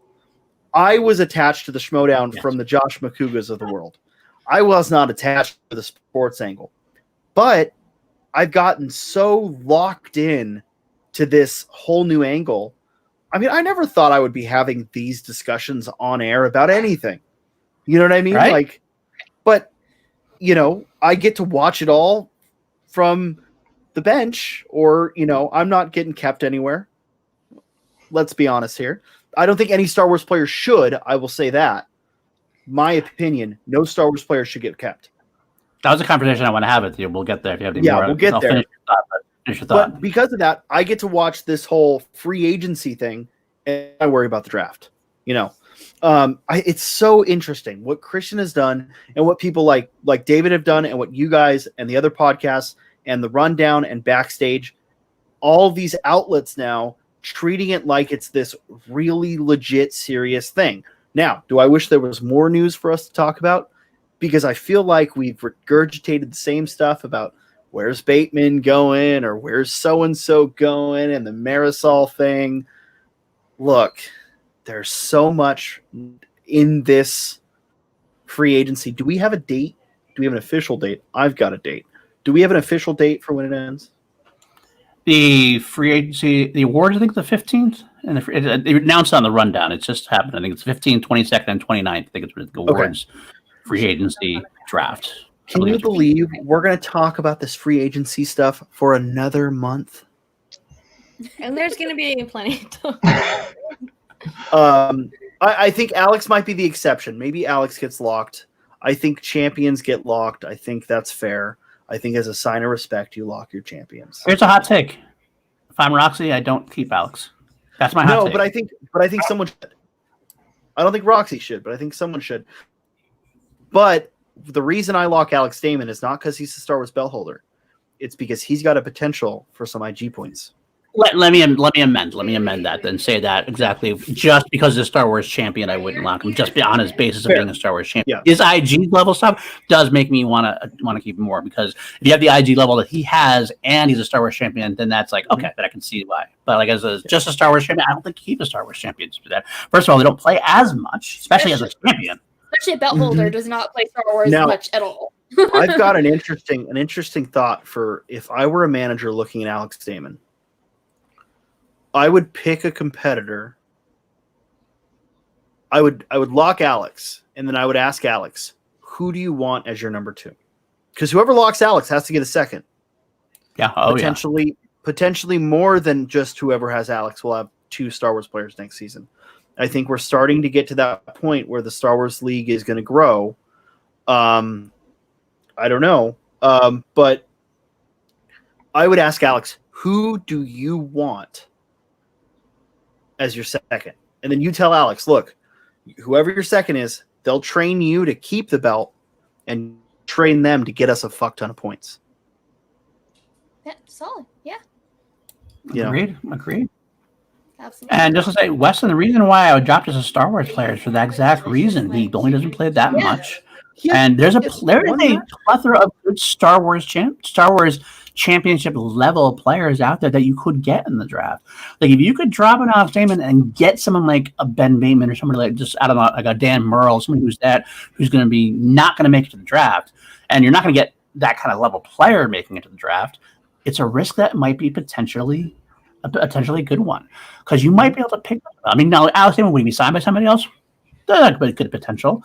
But I mean, I think there's a lot of people you could sign to get close to that level of talent, and you can add onto it another player like a Bateman or Merle that wouldn't make it to the draft potentially. That's something I got to consider. Yeah. The one thing I would say if I were in Roxy's spot, I would keep Alex, and here's why. Because if Roxy does what we expect her to do, and she keeps Alex, Odd Couple. For some reason, I couldn't think of fucking Draco and Snyder's names. If you keep Alex and the Odd Couple, you now have all 4 divisions locked up, and you can do whatever the hell you want in the rest of the draft. And probably, if I'm Roxy, I go Odd Couple, Alex. Those are my 3 locked, and then I get a Star Wars player, my first draft pick. Yes. Because then you have every tournament locked. You've got everything locked, and then you could fill in your second team, your second IG player, whatever. Just to promote a show that we did earlier, we did a C2A mock draft where I did represent Roxy Straya and the Stars, and I absolutely believe that she should keep Alex Damon. I think one reason why Alex Damon should stay with the Stars is because in Star Wars, he's good, he's chilling, he doesn't really necessarily need any help. I don't necessarily think he needs much help in inner geekdom, but at least Roxy has a good knowledge of inner geekdom to where she can help him with whatever kind of direction that he could possibly need. I think study-wise, he's good in all of that stuff. Now, I did draft Paul Preston as my 4th, but my next one was Mr. Sean Sullivan right over there. Because of that reason, I do agree with what Sean just said. I do think that having another Star Wars player on the Stars to help with that, and because Alex is going to hold the belt, you're going to need someone to play for the tournament. I think that that's very important to go with it. And I'll stop talking now. Sorry. No, you're fine. Every time I like that scenario. That scenario matches exactly what I laid out, right? I mean, you get Alex and someone who will study with him, and then you're going to rack up points. Yes, exactly. I agree. I think that's a smart strategy. I think it's a good strategy. And David, as an analysis, like, how do you feel about the Stars and keeping Alex Damon with the belt and the Odd Couple with the belt? Yeah, I think for all the reasons stated before, that's the best possible situation. And I feel that, and this could just be me being a fan of Alex Damon, but I think that Alex Damon could win an Inner Geekdom title someday. May not be next season. I think he's got the potential in him to do that. And so keep him around while he's going to earn points in that division, because it worked really well for Roxy last season. So I wouldn't get rid of him. And then I think the Inner Geekdom and Star Wars players are going to go very early in the draft, just given the way that it sounds free agency is going for most teams. So I think you have to go for your second Star Wars player if you're the Stars early in the draft. David, have you done any Dragon Con research? Like, have you looked at any of the Dragon Con footage that's kind of out there? Yeah, I watched a little bit of it, but it's hard with Star Wars in particular. It's hard to gauge talent because I'm just so in awe of like, holy crap, how does anybody know that kind of information? But yeah, I mean, I'm just excited to see what happens with Star Wars because it feels like that's the division with the most potential to grow. I think so too. So let's talk about Dragon Con. We're here. Yep. Yeah, this is one of the reasons I wanted to bring you on, because it's actually obviously the biggest talk in the league. So let's hit Sean Sullivan, Star Wars extraordinary player. I don't know a single one of these guys personally. I should say people personally. They're not all guys. You've got, and we don't have any hard confirmation of who it is. We were told the three of them. I've heard one thing on Reddit. I've heard one thing on Alex's channel. I heard one thing from, Harloff posted one thing in the group. So I am not outing this information on my own. There's no leaks here. There was a Reddit comment by one Demonstration on Reddit. I don't know where he gets his info. I don't know who he is or what he knows, but he seemed to know.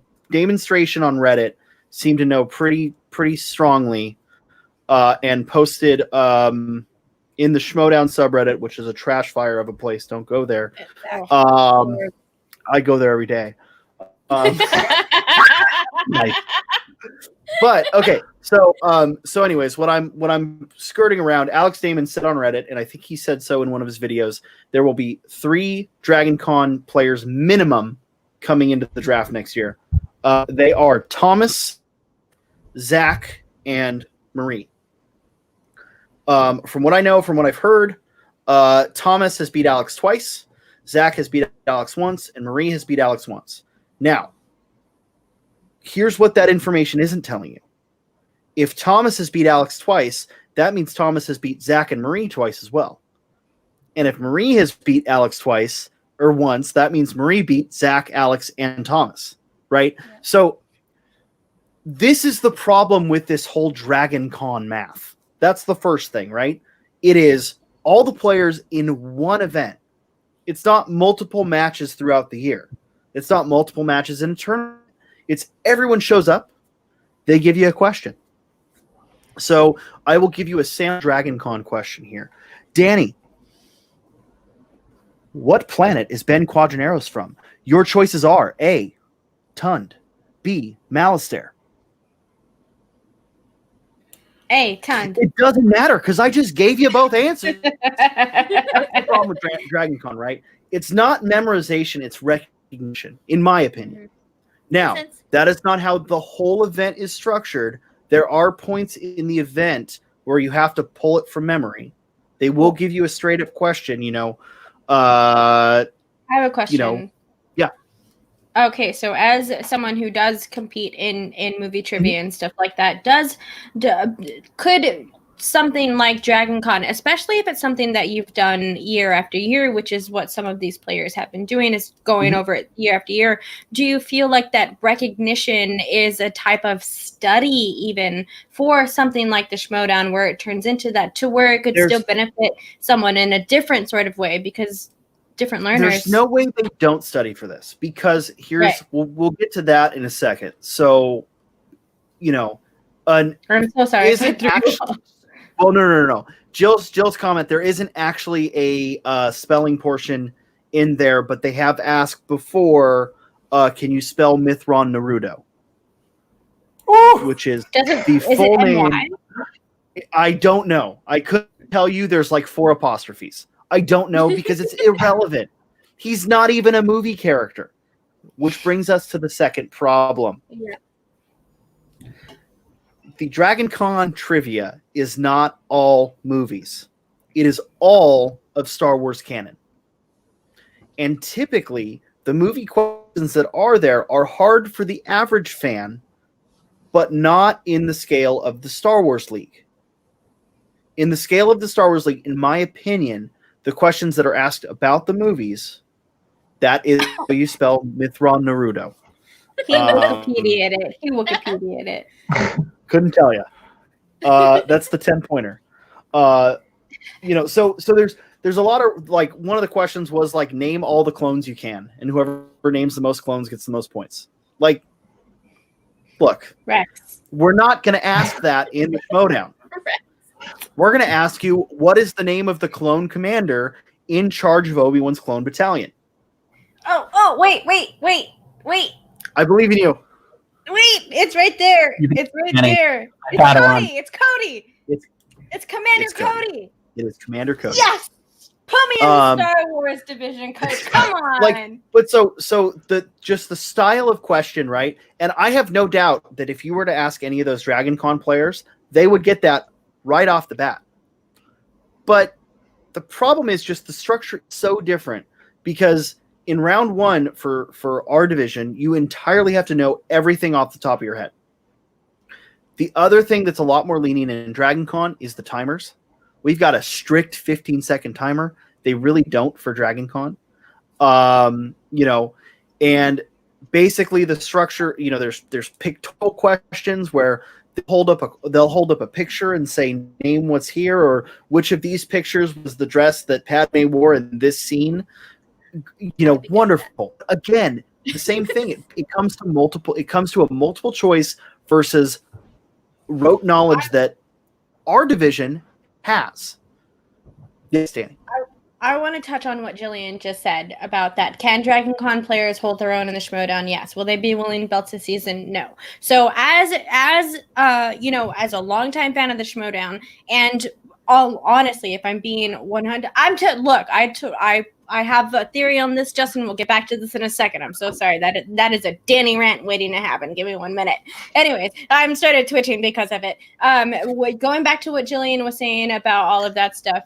So legitimately, the only reason why I'm into Star Wars the way that I am now is because of the Schmodown.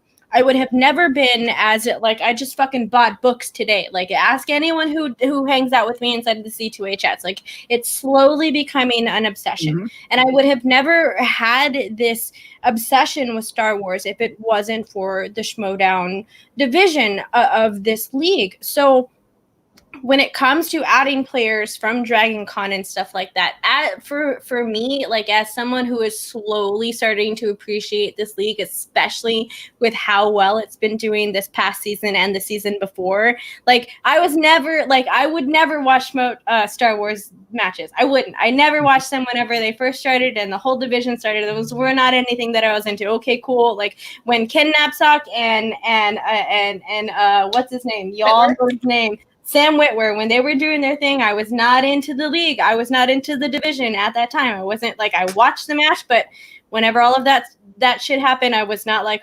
whoa. Now, honestly, if I watched that match now today, I would feel the feelings that everyone else felt for it. So my point being is I am super pumped that this division is growing the way that it's growing to be looking out to players for Dragon Con and stuff like that. But I really want the appreciation for the competitors that are already growing in this league, that has our division, that have helped grow this division into what it's become, still get their recognition, and hope that they just don't get overshadowed with this sort of new blood, because I feel like this is a big turn in this division because of what happened, because of what Ace did inside of the Star Wars division. I really do feel like this year really did kind of flip the Star Wars division on its head, and now it's going to be bigger, and I just hope that seasoned players get more love than these newbie players, and that's it. I'm going to stop talking. And Justin will talk about my theory later. Can we get that on our shirt, by the way? And now I'm going to stop talking. About that, and now I'm going to stop talking. I want the new players to so I will say I want the new players to shine, because Jill and I obviously talk about this. She's saying everything I want to say right before I say it. Star Wars has the potential to be what IG was 2 years ago, 3 years ago. Where we're getting more IG players, right? We've moved away from the 5-way matches. We've moved into actually having tournaments. We've moved into having legitimate players contending against each other, right? Quite frankly, my record last year is fine, but it's nothing to be super impressed with, right? I'm 1-1. I crushed Adam Witt. I almost got a TKO against Adam Witt. If he didn't pull his fucking 5-pointer, Adam, I'm still mad at you about that. You know, and I missed my 5-pointer against Laura, which gave Laura the win. You know, but where was I going with this? I don't remember. Anyways, okay, right. So what I was saying was, you know, ultimately, if we were still in studio last season, I probably would have had 1 or 2 more matches. There was talk of other matches that were going to happen, and then we quarantined, and then it was just straight to the tournament. This season, we have at least, I've counted, and I keep changing the number, 11 Star Wars competitors. You had 8 in the tournament. You lose Ken Knapsack. No, you had 9 in the tournament. You lose Ken Knapsack. Plus 3 new ones. So that's 11. And then Alex Damon. And then we don't know how many of those auditions were also Star Wars competitors. Right. We don't know if Harloff is tapping any other competitors for the division from other spots. The question then becomes, do we see a world where teams have 2 Star Wars competitors? I don't know. Do we see a world where managers value these Dragon Con players over existing competitors? Because look, I'm not, you know, I don't think I'm wrong when I say the 3 competitors with guaranteed matches are draft priority. And when I'm in a manager spot, those 3 competitors are my draft priority. And then you get to myself, Scrimshaw, and Ace, and then you've got the 3 Dragon Con players.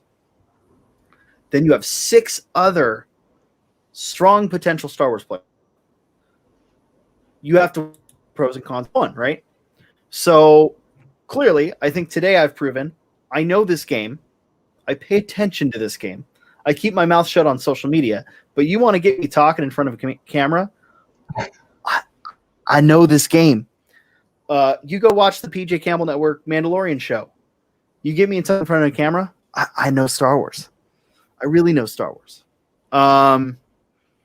You know, same thing with Scrimshaw. Scrimshaw knows Star Wars better than anyone, but he knows the heart and soul of Star Wars. Does he know the facts? Yeah, he's proven to know a lot of facts, but there's also questions where I've seen. I equate Ken's knowledge and Scott's knowledge. I think they are on par. Am I wrong there? Would we agree there? Yeah.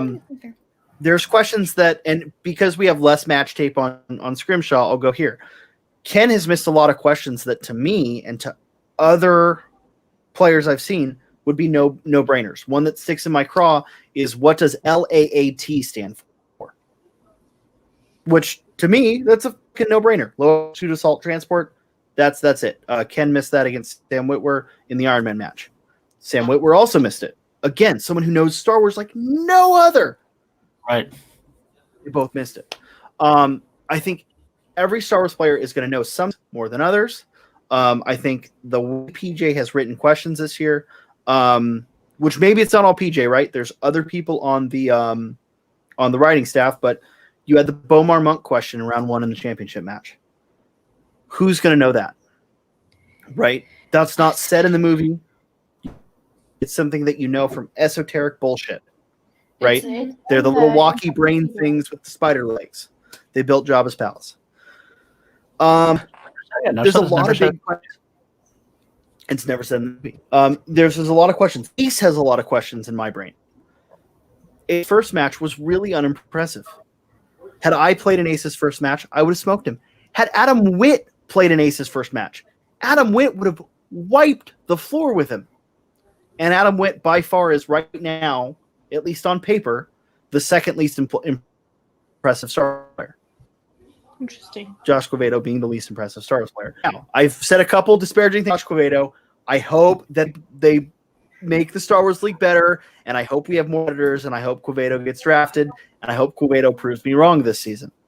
But I feel like I want to play Josh Quevedo. Josh Quevedo wants to play you, maybe. But he's not at your level. I would gladly take a win on my record. Gladly take the win on my record. Look, he doesn't know. Again, it comes to, and I said this. You know what? I said this in June on your show, Paul. It comes down to how well do you know the game, right? And someone like Corvado clearly doesn't know the game. And I was wrong about Laura. Laura knew the game a lot better than I expected. I said this on your show last year. Laura doesn't know the game. She knows a shit ton about Star Wars, but she doesn't know the game. Guess what? Shannon did her job and taught her the game. She definitely knows the game now. Absolutely. Between her contender and championship match in 2019 and our match, she learned the game. Good for her. I think Laura's going to kick ass this season. I think that all of your top, if you rule out Dragon Con, all of your top 7 competitors, except maybe Scrimshaw, are going to take the Star Wars League very, very seriously this year. And the only reason I say that about Scrimshaw, I don't know him on a personal level. I've never met him. I've never talked to him. Maybe he does care a lot more than he does outwardly, but he seems like he was playing in his match. He comes in the robe and he's just, I'm one with the Force and the Force is with me, and hope he wins a match. I've talked a mile a minute. You wanted to get me started talking about the Star Wars League. Here you go. Well, that's why I wanted you on. I mean, absolutely. I mean, it's great. I haven't said anything out of place yet, right? No. I especially as a new fan of the Star Wars division, I'm very much always looking forward to someone's opinion that is in the Star Wars division, and that is definitely something to words. Something to think about is how many players can this whole league hold for each faction? Mm-hmm. How many Star Wars players can be inside of each of these factions, and what is feasible for all of the managers of there? So, Sean. Well, look, if you get 16, has there been any other talk about other Star Wars players? Anything, Paul? Not much. Yeah, that's the only new player I've heard of, officially anyway. I mean, nothing. I think one of the. Yeah, I mean, I think it is smart to stay with. I'm sorry, Sean. I think it is smart to stay with people that are already playing inside of the league because of those reasons, because of playing for the game and understanding what the game is. So, especially in the league, there's only 3 keepers right now. Like, you gotta take somebody who knows the game, who's been there for a while, who knows. Let somebody come in, and maybe you know what? Maybe the Dragon Con players you take the League Ice Storm. That's a possibility, but we don't know that. So I'd rather stick with somebody I know. And then if it comes next year, it could be a different story. Let's see how they do this year and go on to next year. This year, I want to stick with somebody who knows the game, has been there before, and can hack it.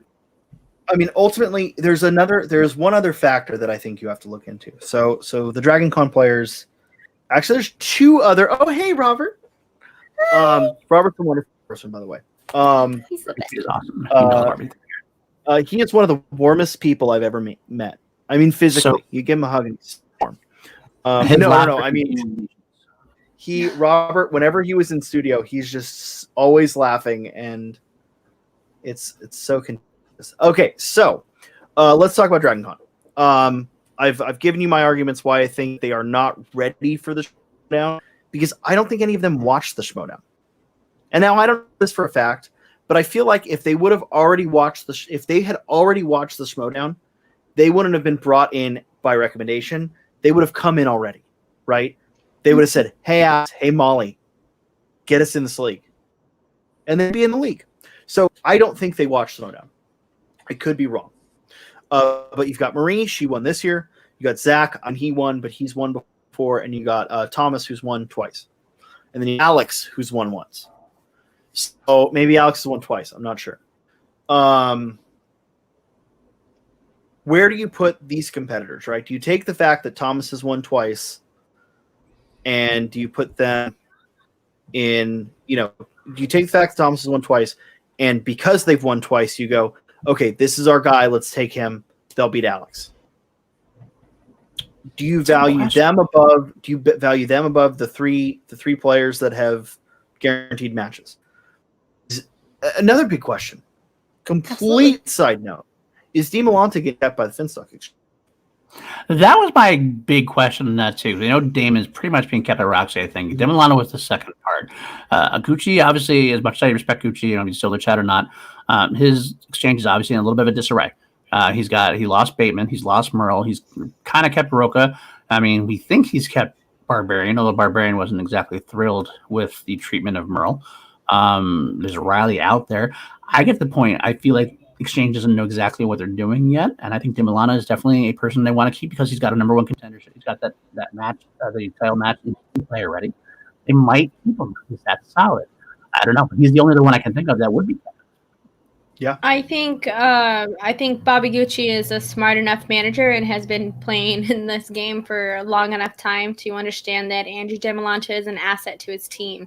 With who he's losing, I think understanding that having someone that already has a guaranteed match and has proven themselves to be a dominant player inside of the specific division that they're in, I think that's just a smart play, and I think that Finstock completely 100% understands what he has in his hand and won't let it go. And I think it would be smart. I would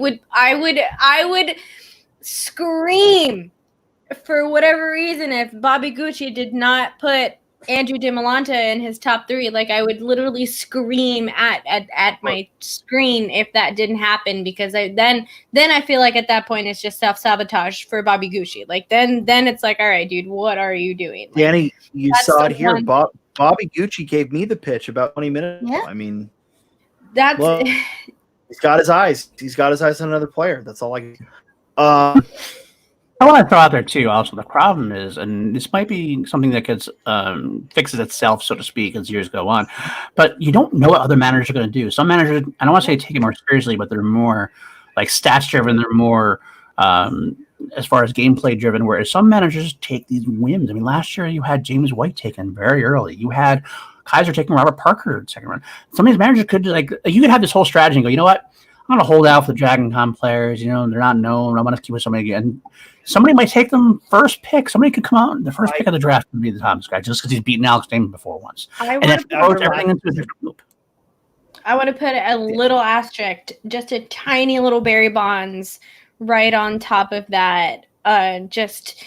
When people were drafting last year, we did not understand what the league was going to have to turn into.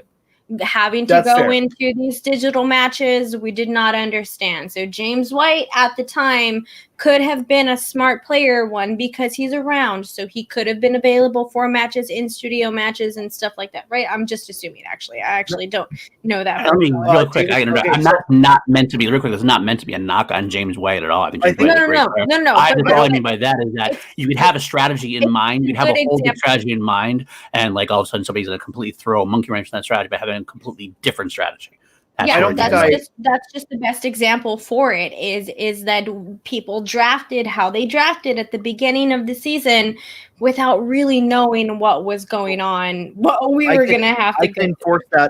I can enforce that a little harder, and you know, the league can forgive me if I'm lifting up the curtain a little too much. James White had a match scheduled. He was actually in town when COVID hit. When the lockdowns hit, he was in town for a match. Oh man! So you're right. You're 100% right. And maybe there's crazy fucking ID strategy pays off if we don't go into quarantine, right? Right. Because he clearly valued IG and Star Wars above other leagues. I don't know what Kaiser was doing. I like the guy, but look, dude, have a better draft this year. I believe in you. I think it was the same. I think Kaiser kind of fell into the same sort of thing with drafting the rookies that he drafted. I think he just kind of there was the expectation that the league was just going to be a little different than what it was this season. I think this had potential to be the season of the rookie. I think it was the season of the rookie. Yeah. But I think we would have got more of that if it weren't for COVID. I agree. My hot take is that I don't think Kaiser's strategy was bad.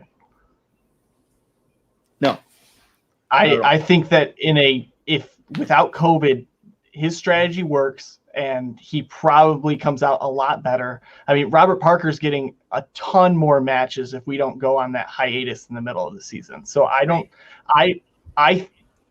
I think I said this on my show in the middle of the year, but look, if I'm Kaiser, I might try it again this season because at least it's going to be a little bit more normal and could work out. Yeah. I would try it this year, but with star players. Yeah. Like with how it's shaping up. Do you think? Do you put a lot of faith in these DragonCon players? From what you're hearing, I'm not hearing anything about them other than they're out in the league.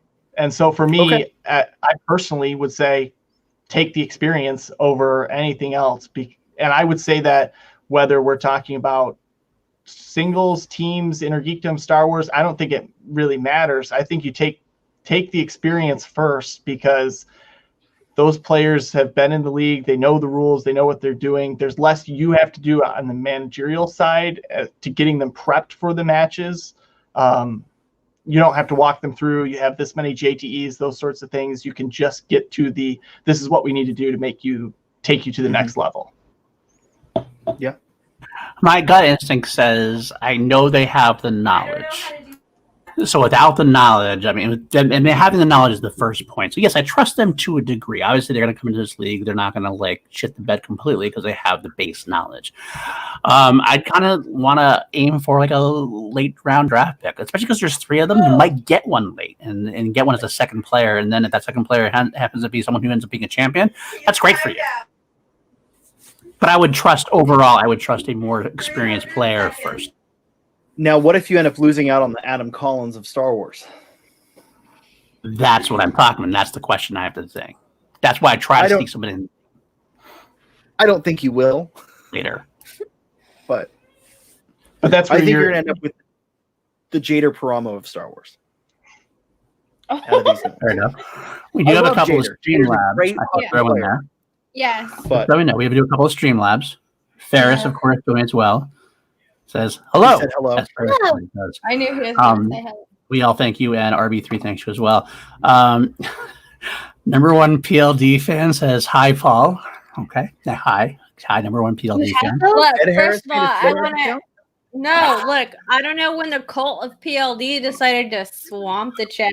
Yeah, but I've been offended this whole time. You know what? I'll tell you guys. Don't be excited. I'm gonna pull the curtain back right now.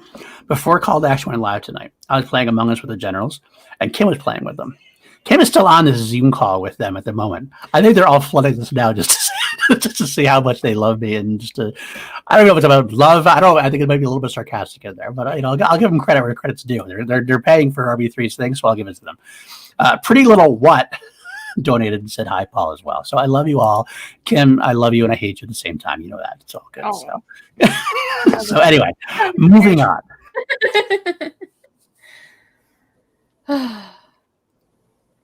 Thanks, Sean. My autocorrect screwed that joke up, but I know I saw it. I'm like, good for you. You're so supportive. That's the new rumor that POV is joining POV. Then maybe that's what that is. That the autocorrect is putting me on POV already. That is it. Look at y'all. That is just a cult of PLD, just all up in the chat right now. You're in a cult. Call your dad. Watch out. You're in a cult. Call your dad, y'all. Jeez. All right. Anyway, so we had that down. It's our worst thing down at this point. Is there anything more we should say about who we expect to go first, second? I mean, which of the players do you want to see taken, Sean? Taking yourself out of the league, to take yourself out because obviously you want to go first. If I take myself out, who do I take? Laura Kelly and Molly Damon are worth the most points. Right now, Laura Kelly and Molly Damon are worth the most points. Now the question becomes: is your money on Andrew DiMolanta? Is your money on Andrew DiMolanta taking the belt from Alex? My money's on no. But if your money's on Andrew DiMolanta taking the belt from Alex, I actually think that makes him a worse pick. I agree. Because here's why. If he takes the belt from Alex Damon, I'm pretty sure gets a rubber match. Right? He's defended the title by now. Yeah, he's already defended it at least 3 times. So if Alex loses the belt, he's getting the belt back immediately Because there's no way, if you've met ever talked to Alex Damon, there's no way Alex Damon loses the belt to the same person twice. There is no way. The dude is the most competitive person I've ever met. Comes off as the sweetest, nicest guy. He's something else. There's no way he loses it twice. So if Andrew DiMolanta beats Alex Damon, Alex gets his rubber match, meaning he loses the belt. Andrew goes back into the tournament. Maybe not. I don't know how any of that's going to work. We've never had that scenario in Star Wars. So we can't say with this small of a league how that turns out, especially when we have potentially 12 or more Star Wars competitors. We could be looking at a 16-player Star Wars bracket next season. If there's more people in that, if there's more people in that draft that we don't know about yet, that's a potential. Well, I also want to know. I also want to know, Sean, as a Star Wars player, like, we've been talking about Laura Kelly, Molly Damon, Andrew DiMolanta, but like, where does that leave Ace inside of it? Especially because First Cut just came in here, so that's also what kind of takes my mind for it. But like, where does Ace Danie Ramirez taken before Ace, or is Danie Ramirez taken after Ace? That's what I want to know. Because we do have the Danie Ramirez versus Ben Bateman, and I will actually say right now that Danie Ramirez would beat Ben Bateman. Who's getting drafted first? Me or Ace? Me or Ace? Who's getting drafted in the room? Ace is hot and cold to me. Ace is really hot to me because in his first match, he was not at all impressive. Against any, he would have lost that play-in. But he then had three tournament matches. I don't know, lose count. All of his other tournament matches, he was on fire. The dude fucking made everyone else look like they were in the wrong league. Not really. I mean, everyone kept up just fine. That's how this league is. But he honestly looked like, yeah, this is our next champion. Quite frankly, his championship match wasn't that impressive. Granted, in my opinion, the questions in the championship match were a lot harder than any of those tournament questions. In a good way. In a good way. I would rather see the league be like that than what we had in the tournament. No shot to the question writers. Clearly, I like PJ. I'm on his damn network. That's a whole other thing, right? Like, I don't think he was prepared for the level of question that got asked in the championship match. Does that make him a less viable pick? You're looking at your contender here, right? I don't know if the storyline there, like, when you look at who's going to get matches, you've got to look at the story, right? How much story is there to tell with Ace coming back, getting more matches? Is Star Wars going to be a tournament format? Not necessarily, because correct me if I'm wrong, but we've heard some stuff about the teams division next season. Mm-hmm. Christian has said that he doesn't want the teams division to go on in digital format. So until we go back to being really fully in the studio, I don't think we're going to get teams. I think that's the implication Christian said, unless he's going to change his mind, and I don't think he will at this point. I wanted to make sure someone else said that and not me, in case I had heard that off the record and I wasn't saying on the record. I hope I didn't hear that off the record. Hashtag blame PLP. Yeah, I know, right? Hashtag blame PLP. David, did I hear that off the record or is that on the record? You don't know? I have heard that secondhand, so I don't. Okay, but I didn't hear that from anybody in the league. I've heard that talked about in Facebook groups and stuff secondhand, so I'm not entirely sure. I'm sure you guys are fine. If you heard it, then we will say on this show, we will say, according to chatter in the Facebook group, the teams league is going to take a back seat. Meaning, well, you can't just air all 6 matches. So in this time, we're still locked up in pandemic. That means you're going to have first singles, IG sharing the load here a little bit. Meaning, you're going to see Star Wars matches not on video. So here's the questions when you're looking at draft order for Star Wars. Here's the questions I raise. is Christian going to try to raise up these DragonCon players? Is he going to give them all matches, right? So you got 3 new DragonCon rookies. If I were Christian, what would I do to cement them in the league? I'd take whoever your number 1 prospect is, whoever Christian is his number 1 prospect out of those, and I would put them against, say, myself or Scrishaw or Ace. If you want to put plus like numbers together, the mathematical things you got together, and you want to come up with an equation, and maybe I'll get dribbled over this, maybe I won't, maybe I'll get my hand slapped for this. I don't know, but I'll put it out there because I think it's logical. Frank Janish was on C2A in our mock draft, and he drafted Thomas in our mock draft. Okay. I'm just going to say that adding things Here's together. the thing, Frank Janish is on the payroll. Right. Which is why I'm saying He can call himself Truth. But if he's drafting that name, I personally call him Wind Chill because all his takes are a bit chilly. So I love Frank. I love you.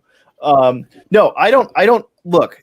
But my question is, right, if you're looking at who's going to get matches, I think every Star Wars competitor is going to get matches at the start of the season. Yeah. Because you have to have, number 1, if Christian wants these DragonCon players to do well, you have to give them a match.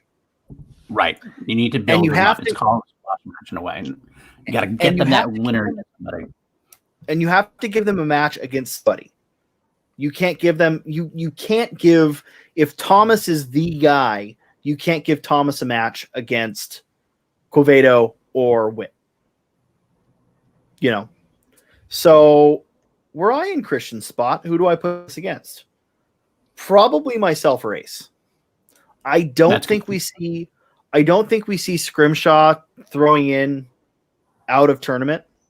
You know, I don't think that, and this isn't a disrespect on Scrimshaw. It's that the dude's busy and he's got other shit going on. Mm-hmm. So Christian isn't going to like annoy him like, hey, let's do a bunch of matches. Let's, you know, he's going to go like, hey, look, we're having the tournament. Yeah. And I agree with what Jill is saying right there. Also, I think there will be more non-tournament Schmodown matches this season. I absolutely agree. I think that especially because of the amount of matches that we're going to be getting, I think that, you know, as a longtime fan of the Schmodown, again, I understand that the Star Wars division is the division that's kind of close to Harloff's heart because that's definitely something that he's into and things like that. So that's why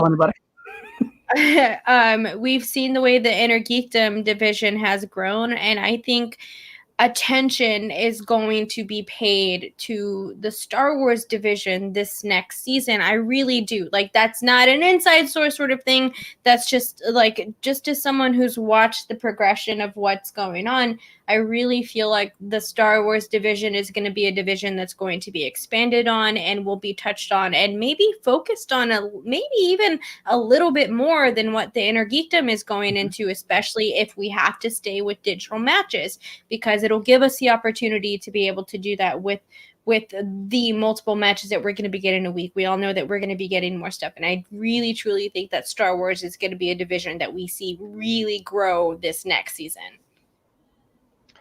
We're talking about the new talent in Star Wars. We're not necessarily doing that for Inner Geekdom right now, which might lean into that. Like, you know, there's excitement in the air for Star Wars, whereas I don't know that we necessarily have that same excitement for Inner Geekdom.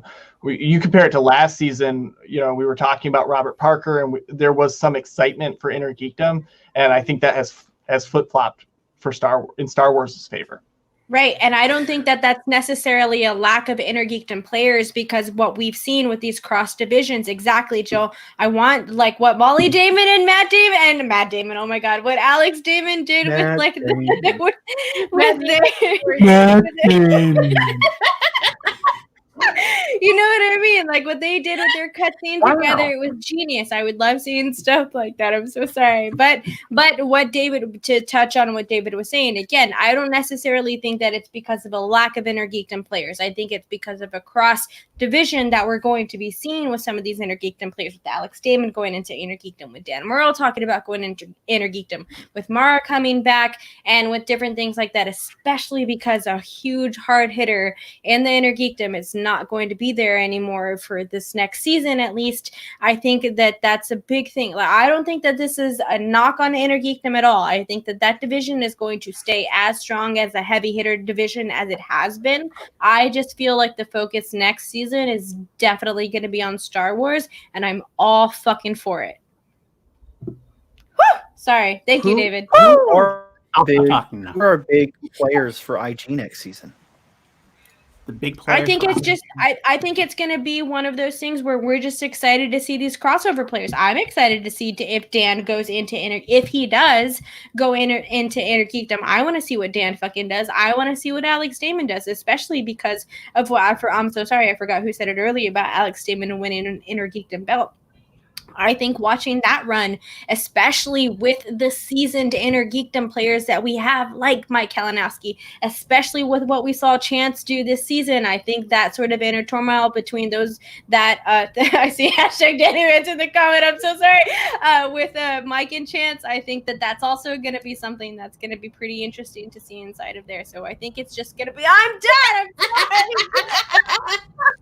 I'm out of here. The IG, I think, honestly, you have a lot of different potential. You have players coming back. You have players who weren't around for a while. You have the Mara Canopics coming back. You have Brandon Hanna, who made a great run at the end of the last year. You have Saul, who made a good debut, didn't quite make it very far. You had Robert Parker, who was touted as the next thing and ended up getting beaten. But I don't think that says that he's not going to be in the league, like in the hunt next year. I think Robert Parker is going to be madly in the hunt next year. I think IG is a completely open division, especially with Kevin Smith being like out for the year. You know, we love Kevin Smith, hashtag Smash Cancer, and we wish you well, my brother. With him leaving, there's a lot of open territory to go with. I mean, Chandra's holding on to that belt, but there's going to be a lot of different challenges, and I can't wait to see what's going to happen there. You had touched on earlier, someone mentioned they don't know that Swag's keeping Chandra. Do we really think that's a possibility? I've heard that rumor. I want to confirm. I'm going to be like David Sackrider. I'm not going to confirm my sources. I have heard talk from a few people that is something that's been explored. I don't know if it's going to end up being that way. I think Winston, like I said, I think from things that I've heard, and I don't want to throw anything out there, but I've heard that Winston is exploring all of his options as a great manager should. And I think when he wants to talk about potentially blowing up Final Exam or whatever, and then throwing out there, Chandra's got the belt, and maybe I don't know. There's a lot of different ways to go. If I'm Winston, he does have the match right away scheduled against Mara. He wants to show loyalty to his players. I'm going to err and say that he will end up. I think he will end up back on Swag. That's my thought, but I wouldn't be surprised if he didn't. Mara's got to get retained somewhere, right? I think with a number one contender's title match and like her reputation, even like if she didn't play last year, I think she's gotta be picked up by somebody. Where is a good turn? And that's one thing I want to actually ask. And David Sackrider, maybe you can back me up on this. What about a Mara Dan Myrtle package deal? Yeah, that's kind of what's been going through my head as the most likely opportunity. When you're in the same household, it makes the studying easier if you feel like you can study with somebody.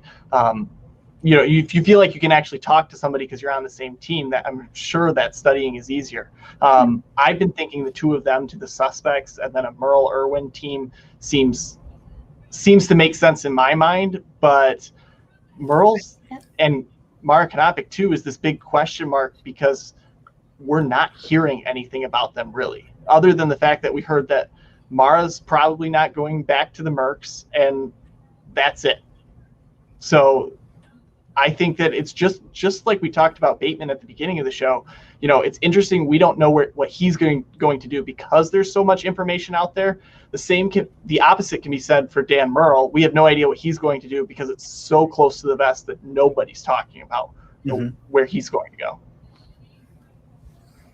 I think he goes to the Droogs. The Droogs, yes. I mean, The definitely Droogs. think that's Yeah, a yeah, option for everybody at this point, right? That's where I'm Which getting was weird. drafted. Speaking of the Droogs, I do want to say one thing that's thrown me off in a little bit is we had that trade between the Suspects and the Droogs. And the Suspects got a draft pick back. And all of a sudden, it's null and void now because the Droogs exist anymore. To me, that seems kind of crappy in a way, don't you think? Like, to me, like, I think because it's not, I mean, I understand that the thing doesn't exist anymore, but to make it just go up in smoke, I feel like I don't know what the answer is, but that didn't sit right with me. I don't know what I think you're kind of at a spot where it's hard to decide what's out there, so it's easiest. I think that it's the path of least resistance to just say, look, it happened, we'll ignore it now. It doesn't change anything, right? It doesn't hurt to do it this way. It doesn't hurt anyone. I don't think, I guess that's the way to go. I think the bigger one is the fact that the Rockstars, I'm pretty sure they gave up a pick to get Quevedo. So, I mean, if we're talking about anything here, them just not having to give up them pick seems like it would be a bigger deal than Sam just not getting the pick that he was promised. Right, that's a good point too. Well, when Roxy gets the extra pick back, so we got. I mean, not that. I mean, let's be honest. And this is not the disrespect Josh Quevedo channel. It really isn't meant to be. I mean, Josh is great. I actually would love to have him on to talk Star Wars with him and everything else. But I mean, she didn't get a whole lot of that. Good guy talking about Star Wars. Yeah, but he played a match and he lost. So it's not like Roxy got a lot of points out of that pick anyway, to be honest. It's not like she traded for Josh Quevedo, who won the division and then challenged Danie for the championship and got all these points. So that one almost doesn't bother me. But I think with that, I just want to say something really quickly about that pick. I just feel like that was a good coin toss for Roxy to make, because you just did not know how. Because if you look at Josh Quevedo's history and what he's done, like on his channel, he knows what the fuck he's talking about when it comes to Star Wars. So no one knew Ace was gonna do what he did inside of the division. RB3 knew. I mean, RB3 knew, 100%. Yes, please donate to RB3. Support Cardboard Castles right now. Go ahead and do that. Any money that you send into us on our Streamlabs and our Super Chat, all of that is going to go to RB3. So make sure that you go and support RB3 and make sure that you help RB3 get to where he is and what he's going. But around, I will be playing a video at the end before we leave. I played a video about Cardboard Castles that RB3 sent me. And also one more thing, real quick, because we did get a Streamlab a couple minutes. I want to throw it out there. Stylin Moose donated also to RB3 as well. Thank you, Stylin Moose. Said, love this channel. Thanks for a terrific show. I needed my Schmodown talk tonight. Always here for you, Stylin Moose. Thank you very much for your support. Danie, continue. Absolutely. So I don't think that Roxy Story was necessarily wrong in that pick. I think, again, what Sean was saying, Josh just doesn't play the league. Like, he just isn't aware of how it goes. And then he came in at a very weird time inside of the Schmodown, because that was when we were all trying to figure out this weird online sort of thing. And then he didn't go forward. So he didn't get a chance to kind of, I don't know the relationship that he and Roxy have with each other. I can't speak to that sort of thing, but he's gone and he's out. And I don't think that it was wrong for Roxy to pick that choice. I think it was kind of up in the air with all of that. And I forgot my whole point for this. So it is what it is. No, you covered it. You're good. Yep, you're good.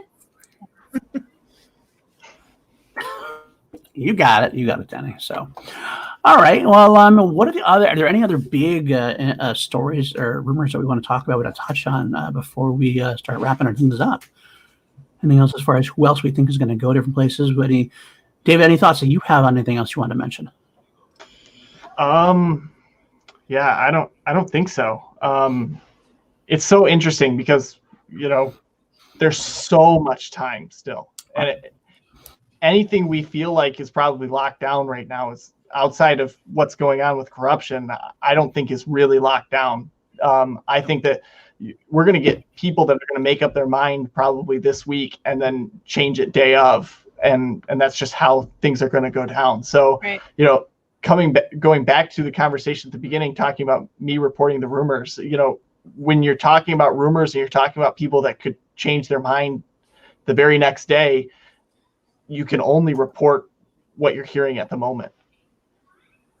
Sure. Very much so. I will. You know what? There is one more thing I want to talk about. I thought about it. I just came to mind that you're mentioning.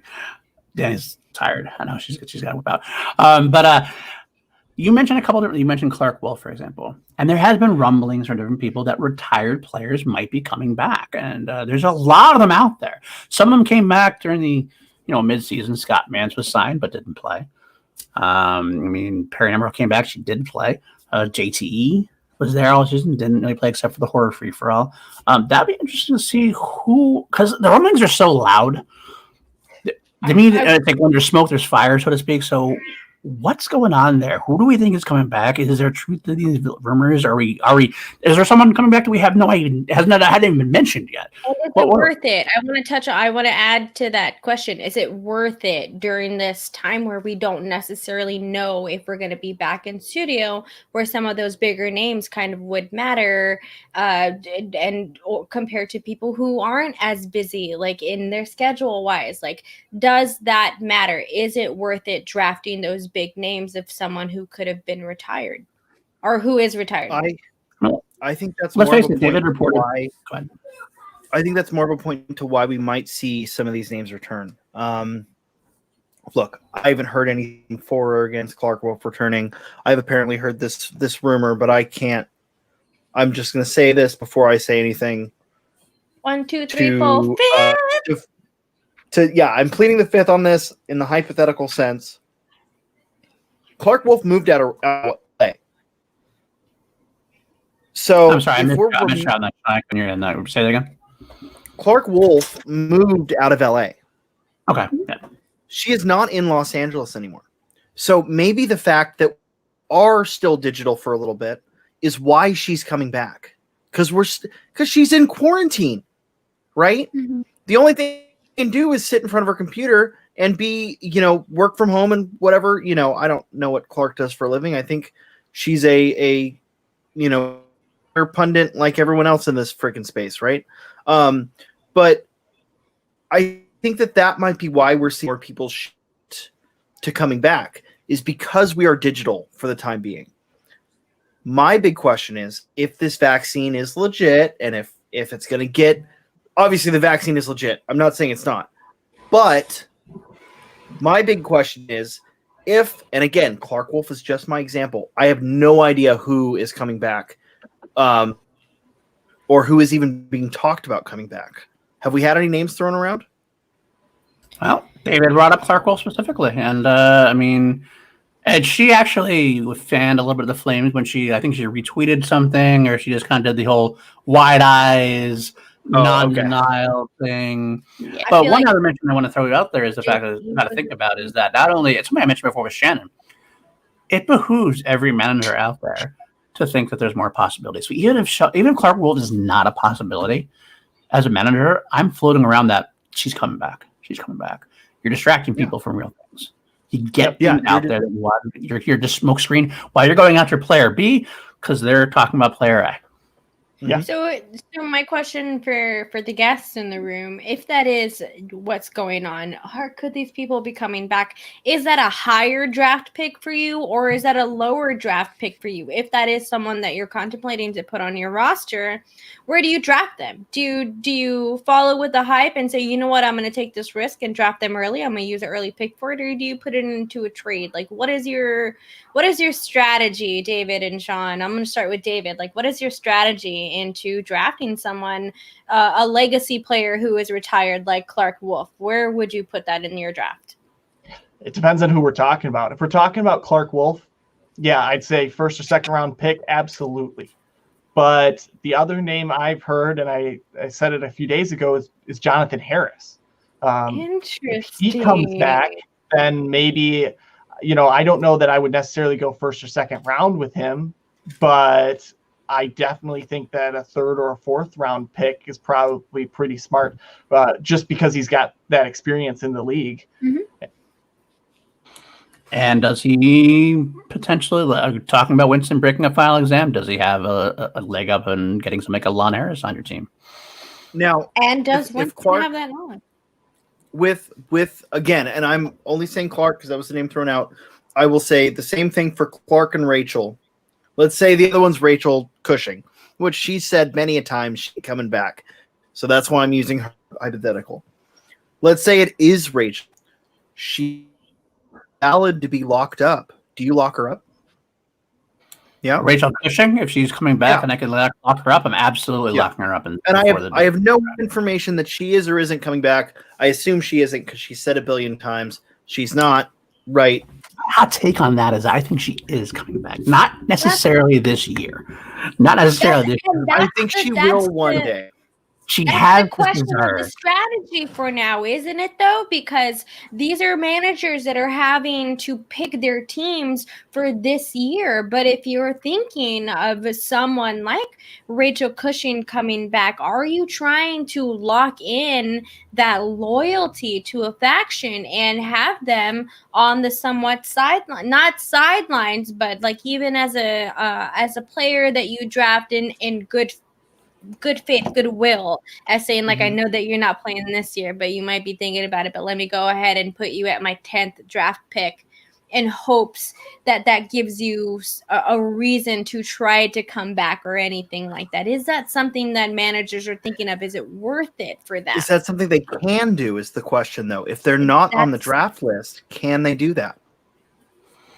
That's where the question mark comes in. I think you have to pass it through the league. I think it all comes down to having a conversation with somebody. If I have a conversation with Rachel Cushing says, I'm not coming back. I'm not coming back. I'm not coming back. And then you have to talk to Christian whether he will put her on the draft list. I still could consider taking her in like the 10th spot, like that last man on the possibility of it. But I'd have to pass it to the league and make sure that was legal through them. I mean, we don't know necessarily. Yeah. If they're not on the draft list, they can't be picked. But if somebody gets put on the draft list, it's kind of a great scenario to me. Mm-hmm. I guess if Clark comes back, it probably would want to be with Rachel. She'd want to be with Rachel, yes, but you never know what's going to happen. Isn't that a fun way to look at the Schmodown from where that it's been to where it is now, to be able to have these types of speculations and talk behind it? I am sorry, I'm getting sappy about the Schmodown again, but someone in my neighborhood is doing fireworks. They've been doing this all weekend long. It's very distracting. But again, one manager obviously has a leg up on the Rachel Clark or the Rachel Cushing scenario. If somebody's going to pick Rachel Cushing, it's going to be one person who knows very well the likelihood of her coming back. That's a really good point, because if she's not on the draft list and she decides, well, you know what, I am coming back, but doesn't tell anyone, obviously Sam can draft her 10, and Sam's got a huge leg up. That's why I'm assuming you can't draft someone who isn't on the draft list. Right. And that could absolutely be. Right. But then again, I mean, I don't know about what about the new mid-season rule thing as well? Like, is there going to be another mid-season card where somebody can come in that's not? Does Rachel tell Sam, yeah, don't draft me, whatever, fine. But all of a sudden, like, come mid-season, she's like, you know what? Now I want to come back. He talks to the league and says, yeah. Then you bring her back and activate her for like the stretch run. I have the whole Roger Clemens and New York Yankees way back when Roger Clemens came back like after the All-Star break or whatever. Sports. Sports ball. Or if you're keeping, I don't think we really talked about this, but there's a potential that you could keep those final couple spots on your roster open and sign somebody in free agency once you've had more time to convince them to come back or whatever else. Especially if you've already got the in on them that they're thinking about coming back, but they're just not sure. I agree. No, that's a great point, David. And my own particular, if I was a manager of the league, a strategist, I would not leave any spot open because I'd be ruthless about it. I'd want to have all my slots put, but at the same time, if I can get a Rachel Cushing back, number 10 is getting dropped on their ass, so I can sign Rachel Cushing. Sorry, Joe Schmo, whoever you're number 10. I don't care how many matches you've had. If I can get Rachel Cushing, bye-bye. Maybe that's me, but actually, I always keep a full roster because you'd always drop somebody if need be. Yeah, I don't think there's a timer on how long you have to give notice before dropping someone.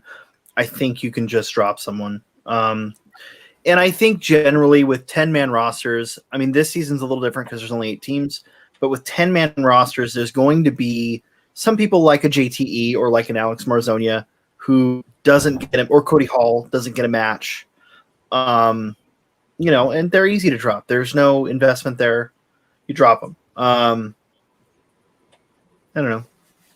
I think I agree, Sean. I came into this conversation late, but I do agree. I think having a 10-man roster, there are going to be some people that are on that list that are not going to be able to play, quite possibly, depending on how the rest of this year goes. We will absolutely see. But I think that those having that extra 3, I would say, like, your 7, 8, your 8, 9, and 10 picks having be like cushion players. I think those are always safe choices to still have those being strong players. That's what I was kind of intimating, Silent, by the way. I was intimating that faction as the one part that would have Rachel coming back. I have knowledge behind Rachel coming back. Last thing I will mention, we should probably wrap it up. It's been 2.5 hours, almost 2.5 hours. But I do want one last thing I'll throw in there, just as a quick topic: celebrity players and their worth the league. You have the Kevin Smith, you have Chris Jericho, you have a Doug Benson who didn't end up playing. I've heard rumors of other celebrities possibly getting talked to, intimated with. What's their value to your faction? Their value of the showdown is unquestioned. Obviously, you get Kevin Smith in there, you're going to get viewers you probably wouldn't get otherwise. But the value of and Koi, that's the thing with Koi. I thought I've heard more is that when the idea of Mara not going back to Koi, it's been like, okay, well, they'll keep Shazam, they're going to keep Kevin Smith now. Beyond that, Kevin Smith is guaranteed matches, right? Right, exactly. He's won 2 matches. Whether you want to talk about difficulty of opponent or difficulty of question or whatever, he's won 2 matches, meaning he's starting to get the drive. When you look at someone like Kevin Smith or Kevin Smith exactly, I think that means he will have the drive. He might go, okay, maybe I should start looking at movie trivia. Maybe I should start paying attention to this. Maybe I'll watch some of these, right? Kevin Smith, I don't know if his name wasn't Kevin Smith, whether or not I lock him up. But if I was Koi, I'd probably lock him up. The other question comes in, is that the right choice, right? Is it worth it? It's a guaranteed match. Quick jab. Choice between Mara Kanopik and Kevin Smith right now. Mara Kanopik. Yeah, Mara. I'm just throwing it out there because I don't know if that's going to be the choice because Mara might want to go somewhere else. But I hang out with Kevin Smith. So I say Kevin Smith. It's a Not that I want to hang out with Mara, but I've already done that. Watching a movie with Mara Kanopik, watching a Kevin Smith marathon with Kevin Smith, I get that as a definite draw to the situation. But I don't know. It's a good question to have though. I know if it's me, I'm going with I don't know that I sign a celebrity player in free agency. I let it go to the draft and see what happens and maybe try to pick him up early. But I don't know. The people we're talking about going in free agency, whether it's the Barbarian or it's Mara Kanopik or these caliber of players, everybody in that range is going to get matches. And so at that point, I especially if the conversation is Mara Kanopik versus Kevin Smith, I would definitely lean more towards Mara Kanopik because if the point system stays the same, the Intergeekdom matches were worth more points during the season. Good point. Yeah, and I think for me also, I think it just goes back to building a dynasty, like getting your team and keeping a loyal team. And I understand that celebrities are going to be one of those matches that you're absolutely going to get. And I think Koi works very well with Kevin Smith specifically. Oh, Indiana. But like 10 minutes now. So, but I agree with David. I think that's someone that you let go into the draft. I don't think that is a player that you pick for your core 3. I truly believe that hopefully going forward that building these faction dynasties are something that is prevalent. And I think something that a lot of managers should start trying to pay attention to, especially with only being allowed to keep 3 players. So. Very true. Yeah. Very true. Very true. All right, Kelsey. All right. I think we are about ready to wrap up. Do we want to watch the video real quick before we plug? We do. I'm going to share this. By the way, thank you so much for your donations tonight. Just so you all know, you can get a last minute in while we can get a last minute donation in while I'm going to show this video. These donations are going to RB3. RB3 is producing Cardboard Castles. He needs to make some money to be able to finish the film, and we love RB3 here on this channel and in the Showdown in general. He's a legend, even if he has moved on to greener pastures away. He's always here in our heart. He's a good friend. So I'm going to play this video that I have. And still in the draft. He technically, that's right. He's still been drafted. I'd love to see him come back in any which way. So here we see. Look at that. I'll share the audio. And this is the video that he has told me to play. So I will gladly play it. Turn off the. Paul, you got to pull down the. There you go. I use magical realism to tell stories helping one person in my audience. I stuck to that mission statement through each of my projects, and Cardboard Castles is no exception. In fact, it's the most unique and important project I've worked on to this day. This is a story that explores universal themes from defying parental expectations to understanding the difficult and confusing transition between childhood and adulthood. Charlie, a non-binary teenager about to leave for college, ventures into their imaginary world to kill their childhood imaginary friend Rex, with the hopes of satisfying their mother's belief that one must abolish childhood to become a successful adult. But Charlie finds this task challenging, as Rex reintroduces them to the wonder and magic of their imaginary world through the cardboard rockets, cardboard structures, and cardboard creatures that inhabit it. Now Charlie must try to figure out what kind of adult they want to be before they leave the next day. Our script has gotten many great reactions, commending its storytelling, vibrant characters, and proper representation of Charlie as a non-binary individual. Between our incredibly talented cast and our amazingly dedicated crew, we will be able to fully realize this world and bring it to life, from the cardboard sword that threatens Rex's life to the cardboard castle anchoring its landscape. But we need your help. Our budget will cover all department needs, with the addition of location costs, fair crew wages, transportation, and crafting. We'll also be allocating part of the budget to enforcing COVID regulations to ensure a safe and healthy shoot for our crew the entire time. With your help, we can make this film, this story, the best it can possibly be, and spread it to everyone who needs to see it. Any support you can offer is greatly appreciated. Even sharing this project and this page will help us tremendously. So check out our incentives and join the kingdom of Cardboard Castles.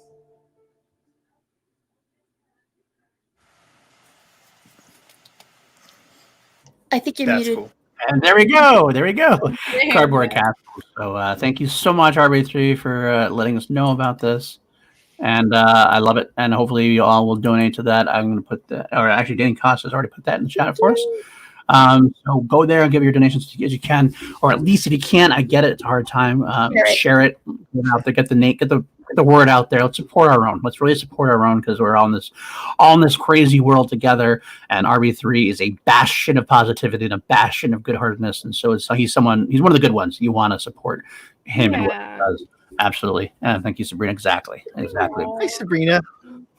So, and of course, we love RB3. We love Sabrina. And we love First Cut. We love all you guys. You know that. So all of our donations tonight will be hopefully close to about $100, and I'll be adding some as well, and we'll donate to that as well. So please help out with that. So and yes, good to see you in there, Winston, my friend. So, Drip, baby. Drip. All right. All right. Well, so thank you so much for joining us, everybody. It's been a fun night. It's been a fun Saturday. I don't feel like I contributed much to that conversation, but well, I might have talked a lot. Sorry. No, it was me. But yeah, so I would like to give you guys a chance to plug wherever you're at, starting with you, David. Where can people find you, and what are you guys working on? Yeah, you can follow me on Twitter at POTUS107 personally, but the best place to find me for Schmodown stuff is at RTQ Podcast, especially at rtqpodcast.com. That's where I'm most focused on right now as far as Schmodown off-season stuff is concerned, and then hopefully sometime next year the actual full show will get a chance to come back. Very cool. And Sean, where can people find you? You can find me over on Twitch at twitch.tv/Sean Sully. I play lots of video games. I just got some new stuff that we're gonna do this week. But aside from that, today over on the PJ Cable Network, we released episode 4 of Box. If you've never heard of or seen Box, good luck. Have fun. Enjoy. But it's absurdist humor. Our guest this week was Alon Duralde, who may or may not be Santa Claus if we answer a question on the show. And then this season, you'll be able to find me on whoever decides to draft me and make a good choice instead of a bad choice. Very true. All right. And my lovely Danielle, where can people find you? What's up, y'all? You know me. It's your girl, Danie Joy here. You can find me on Twitter at DanieJoy, DANIEEJOY. You can also find me here on the Call to Action Network every other Sunday with my favorite co-host, Mr. Paul Denuzio. 2020 has put a wreck on our schedule, and we have dealt with it. So you'll find us there. We'll give you some updates soon. But me And then it gets frozen like that. That's a I great. can't tell if it's me freezing or Danie or both. Paul. It's Danie freezing a little bit. Danie, good. Did I freeze? Did I freeze? You good? You're back. You're good. We're good. I'm good. I'm good. All right. Anyways, show to action. Y'all know what it is here on the CHOA channel, on the CHOA network. You can also find me on my own YouTube channel where I do Watch the Book. You can find my first episode of Watch the Book with me and Maxwell Haddad of the PJ Campbell Network, where we talk about the greatest gift / It's a Wonderful Life. That is my December episode. January, I'm going to put a poll out on Twitter, so follow me on Twitter for that. And also the Padawan Chronicles and the Padawan Book Club will be coming back in January. PJ Campbell promised to join me for that, and I'm going to hold him to it. We're more than likely going to talk about Aftermath, but that, again, is going to go up in a poll. So come back and look for all of that stuff. Thank you so much for hanging out with all of us here. Like, comment, subscribe, all of that YouTube nonsense. You know the drill. All right. And PLD, where can we find you in your parent fan club that's in the chat right now? I'm Paul _Denuzio. I feel like John Roca. I have so many things to plug. Still, actually, will come back. They're not scheduled. We should have someone next week. I hope we got some things we're working on. I mean, unfortunately, got canceled twice in a row for real, honestly, to God, solid reasons from them. And I love Tom. I love Shannon, and I wish them the best. I'm sure everything will be fine. We're going to reschedule with both of them as soon as we can. Beyond that, though, Chilled Action every other week, as it turns out to be. You can find me also on the Action Industries channel with Ben and Drew. Ben and Drew will be returning tomorrow with the Action Guys. We kind of took the last couple days off for the holiday. Also, you can find me on. Coming up next is going to have a pre-taped rendition this week. They took off this Christmas Eve, but we're going to have we're taping a show this week to go on New Year's Eve. Brad and Jen, of course, they have it's a great show. It's a lot of fun. Hope you guys do support it. It's probably one of my most fun experiences I can have. And of course, PLD projects, where I've been doing a little bit more on that. I'm going to get back to my V reviews after the Star Wars Mandalorian has gone down. Although I do have to say, I've been doing a Mandalorian review. I did a review with Richard Eric Jarvie from Call to Action and Action Industries, as well as Matty Gunner and Action Army General. But Dora showed up, and we kind of had so much fun. We want to continue a Star Wars show. I'm not sure exactly what we're going to do weekly, but so keep an eye on that. We're talking about what we're going to do. Of course, a lot of these. You just want to talk about Star Wars with me, and that's fine. I already said out there, you're more than welcome to join anytime. Sean is more than welcome to join anytime. Kelsey is more than welcome to join anytime. To Grievous that out. It is what it is. You know what I'm saying? But no, I love you guys all, and so keep an eye on that PLD projects, and I think that should do it. So much love, everybody. Right. Real quick before I plug something, we do have another Streamlabs that came in from the Prince That Wasn't Promised, saying, "Let's get art made." Thank you for donating for Thank that. you so much. Thank you so much. All right. And you can find me at KelseyKins90 on Twitter and Instagram. You can also find me at Miss Quinkins on Instagram. That's my cosplay page. Check it out if you like cosplay. PLD projects, I'm on there a lot, yelling at PLD about his weird takes on things, which are wrong and mine are right. Tomorrow, actually. Just so you know. Might be tomorrow. Talking about one, but we'll get back. And then, of course, on Call to Action every week on Call to Action Live and on Chill. So always happy to see you guys there. Thank you so much for joining us this evening. We love you all and have a fantastic evening. Bye-bye. Happy holidays.